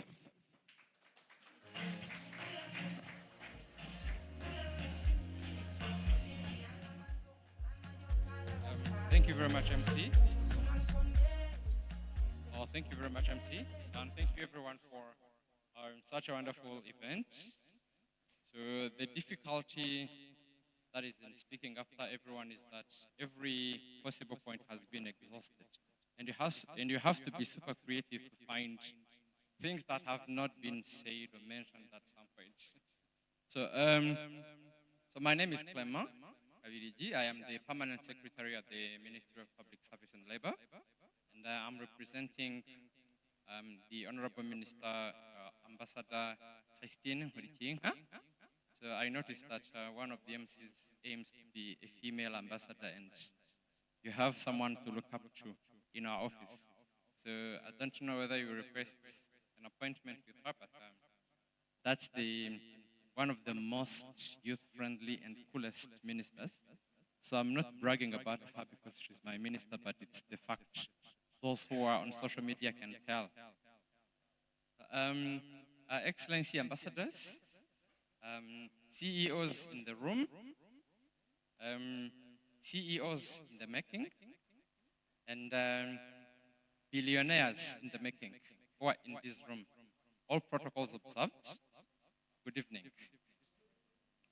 So, since this room is predominantly young, and I don't know whether I still identify myself as young or not so young, but I believe I'm somewhere at the crossroads between young and not young, because if I qualify myself as young and moving forward I tell you stories of 25 years ago, you'll be questioning my youthfulness or whether or not I've been lying intentionally or not. So I have to start with that confusion. So speaking about young CEOs and young professionals, for us growing up, that was not a thing. So if you go to school, you have to go to school, you have to study. If your parents hear a rumor that you have actually been cheating and doing something to earn any money, you would be in trouble. So when I started university, we had, I did natural sciences at university, I'm a biologist, and there was a shortage of biology, chemistry teachers across secondary schools. So students would make quite a good money as a moonlight job to go to teach to a secondary school. I have been there for 1 week until my family realizes, and I had to actually create a fake story to prove that that was fake. I actually didn't go. So for you guys, I am trying to wonder how wonderful it is to be young at this moment. Because being founder and MD in uniform, for us it's, I don't know which type of language we can qualify for you to realize how alien it is for us. So, but I don't blame it on our parents or anyone. That's the generation. That's how things were in our time. And that's how nations got to evolve. So before 2017, we were talking about poverty reduction strategy, but now we are into the transformation strategies. So that's where we are as a nation. So that is why when we talk about being an upper middle income country by 2035 and a high income country by 2050, we mean it. Because that's the time where most of these young CEOs will be fully grown up CEOs with 20 years of experience as a CEO, yet less than 40. That's what we want to achieve as a nation. Being young places you at a time advantage. Not because you have 36 hours a day against the normal 24, but because of what we call the compound effect. I have tried to make a few mathematics around it for someone who is an investor at your age versus some higher age and is investing with RNIT, one of the partners. So if you, the current interest rate is slightly above 11%, I believe, for RNIT. If you start at 50 years and invest 100,000 per month under RNIT, under the compounding interest of 11%, by the official retirement age of 65, you will have saved for 11 years and you'll have 43,707,000 plus a few coins. Let's say roughly 44 million for 15 years when you start at 50 years. If you start at 30, you will reach 65 with 145,346,000 plus. So the difference is more than 100 million. If you start at 20, guess how much? You'll have 433,941,000 plus. So that is a compound interest factor. So the earlier you start saving the same amount per month, so I wish I was able to present that as a curve. It would be like this. So when we say young people have time, that is what we mean. As an investor, if you have 30 years of investing, you can have an investment asset that can back every sort of loan you want to take. Because if you have an investment of 433 million and you want 50 million to finance your business, which bank is going to reject you? It's because the risk is practically negative.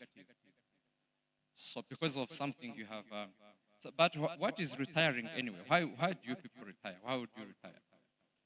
Because investment is passive income anyway. You don't even need to retire.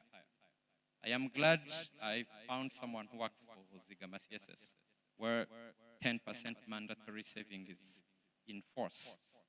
By the time that person gets to retire, they have their pension fund plus a compounding interest saving by their retirement age, and that is actually the beginning of an investment career at 65.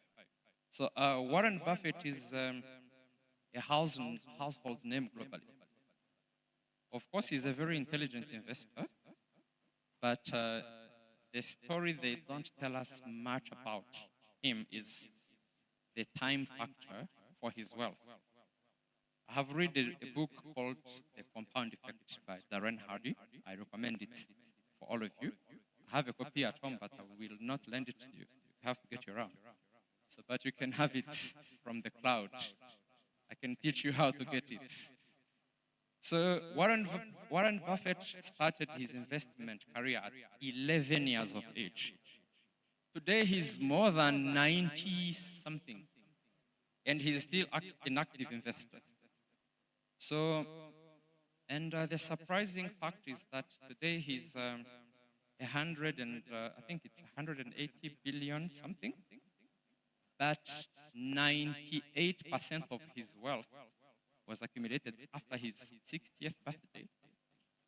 So if he retired, we wouldn't be talking about him at all, because he would be just another millionaire somewhere playing golf in the USA. But the fact that he has been a consistent investor for 8 consecutive decades is why we are talking about him. So he started at 11 years. That's the time factor for the youth that I'm talking about. But there is a cost. You have to pay something. You have to pay consistency. You have to pay patience. And you have to pay attention. And you have to invest in all of these facts. Of course, you have to kind of educate yourself. It's not up to the school to teach you all of this. No one, you will not learn that even in any of the economy or MBA classes or anything. That is street knowledge that we unfortunately learned later. So speaking about internships, I was glad somebody talked about internships. In our ministry, we have a national internship program through the Chief Skills Office. The applications are processed online and we deploy interns across the public and private institutions. But I like to talk about internship in a personal perspective. So I have been in service for, who can guess how many years? So I started my professional career at the end of 2011, November 2011. I was about to submit my final dissertation, closing my bachelor's program, and that's when I started an internship in an NGO. So, and that's from 2011 up to, I will say up to the end of 2025, it's 14 years. But having started as an intern and getting to progress made me realize and appreciate every level of the professional career up to this managerial / leadership level as a government official. When I look at interns, I notice how much is possible when you are provided the right opportunity, when you do the right internship. Because I'm aware that in some of the institutions you can be deployed as an intern and you end up doing the clerical job and you don't progress. So, and as part of our management of the internship program, we are very serious on that. We have to monitor that interns are deployed in offices to do substantial things. Things that will not, that an AI assistant will be easily replacing you next week. Now talking about AI. I'm glad Israel talked before me. So by the way, he's my long-term friend. We went to the same school in secondary, and we could see things back in time in our library, in our school library, getting to show you how much AI is such a big thing. In our library, we had things called rayon. Rayon as in radius. So for you to find a title of a book, you had to pull a type of, I don't know how to call it, a tiroir. You had to pull something where you would have to scroll through 150 small sheets to finally get to a book title that would respond to the needs you have. And then you identify where that book is located on the shelf. And when you finally locate that book, it is not in a position to respond to the questions of your assignment. And you have to come back and look for another book. And you have 1 hour. And you have to present your assignment next week on Monday. So you would spend 80% of the time trying to find information for your assignment. Then came Google. Then came Yahoo. I don't remember which one came first. I think it's Yahoo, then Google. Then came Facebook, then Twitter, then Snapchat, TikTok. The list is endless. Some of them I'm still even figuring out at this point.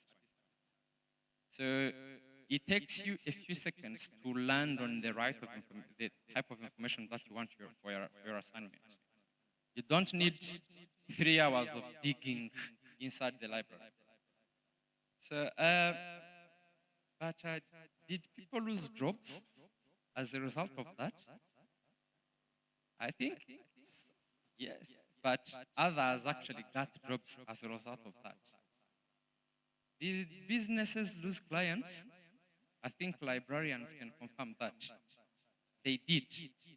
But someone else got another job as a result of that. That is the same for AI. So for Gen Zs like the ones in uniform here, finding the information you want in 3 seconds is the baseline.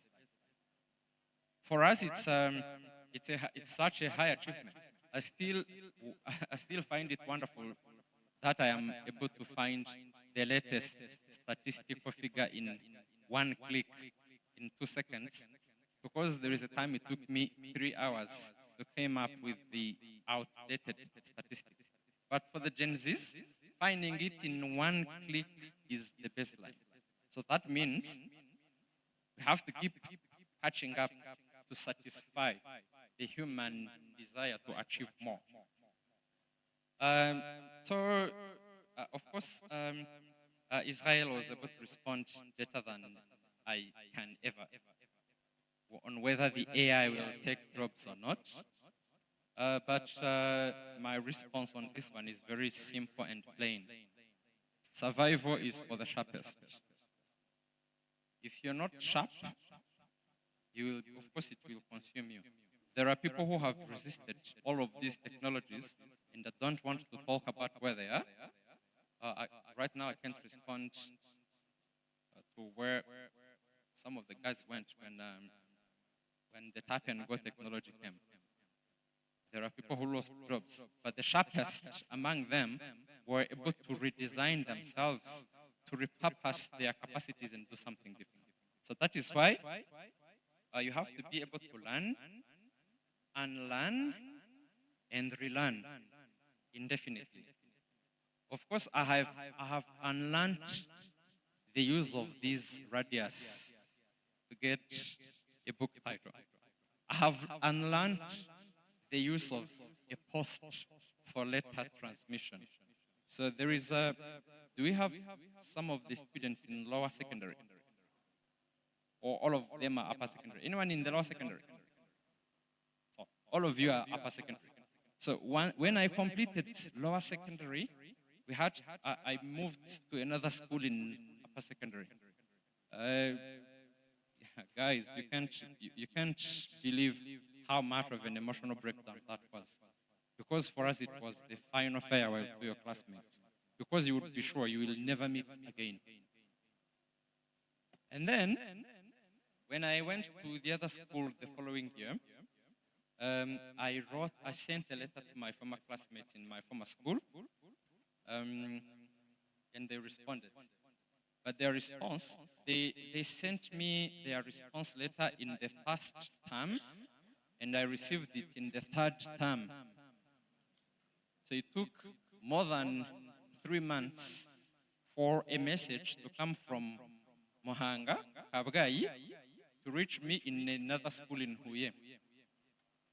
Today, if I ever spoke to that, if I spoke about that to my 3-year-old son, I actually don't know how he'll be able to explain our laziness to him. Like, how can you send a message to someone and they have to receive it 3 months later? How lazy and unproductive our time was. I won't be able to explain. So with AI, that is because the 3 months were our baseline at the time. Now, today's baseline is 3 seconds. So there has to be something.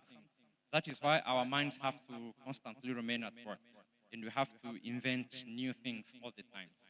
So as I conclude, on behalf of the Honorable Minister of Public Service and Labor, we are very excited to see that there are so many youth that are currently CEOs and MDs, and most importantly, founders. These are not the people who have actually been appointed by others. They are the people who created those businesses. And for us, when you talk about job creation, you are preaching to the choir. Our doors are open. You can come straight to my office without going to, and to the minister's office, by the way, without going through the secretariat or through the assistant. When you talk about job creation, you can come straight to my office and we discuss. Our doors are currently open. You can find us at any time. And it's a pleasure being at this event. So I wish you a very happy long weekend. So for parents in the room, take care of your families. So I have to constantly remind everyone about that. And of course, get some time to exercise, get healthy, get in a good shape as we celebrate our heroes. Thank you very much. Thank you so much. Thank you very much. Thank you very much. As our guest of honor is still here in front, as you're still here in front, we would like to request this table to raise up and join him for a picture.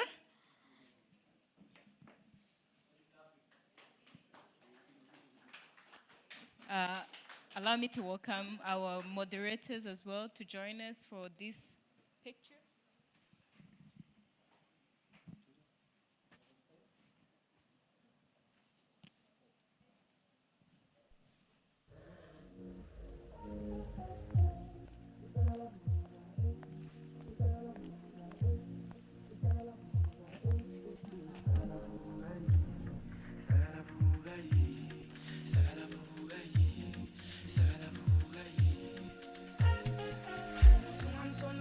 So much. On top of that, as you are still here, allow me to welcome the panelists, the people who were on the panel, to join us as well for the picture. As well as also this table and the other table there. You can join the group for the picture also. The panelists and this table. Please join us. Yes, We are everyone trying- will be in the group. We are just going to, in the picture, we are just joining. So we are not Little by many. little, We are yeah. populating. Others, we can stand here behind. Yes, here.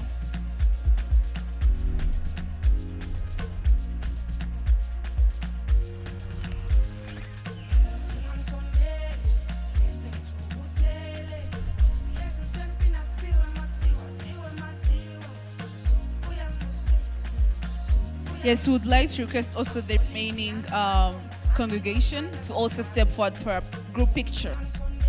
As you are going to remain here, they are just joining us. Behind, we have enough space. They'll join us.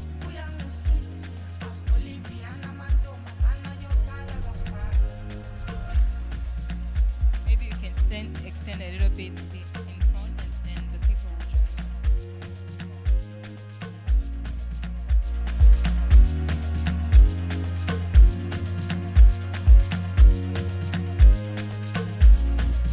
Yes, we can use our heights to adjust in the picture, please.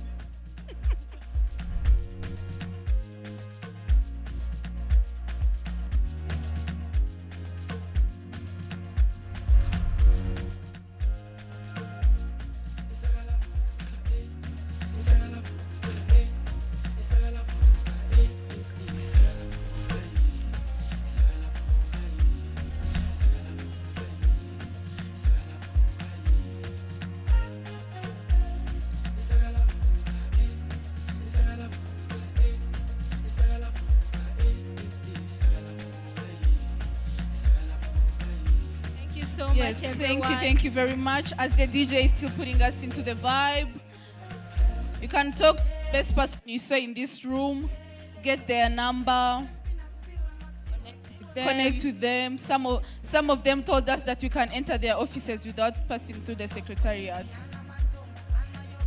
So this brings us to the Yes. close. Frida, this brings us to the end of the event.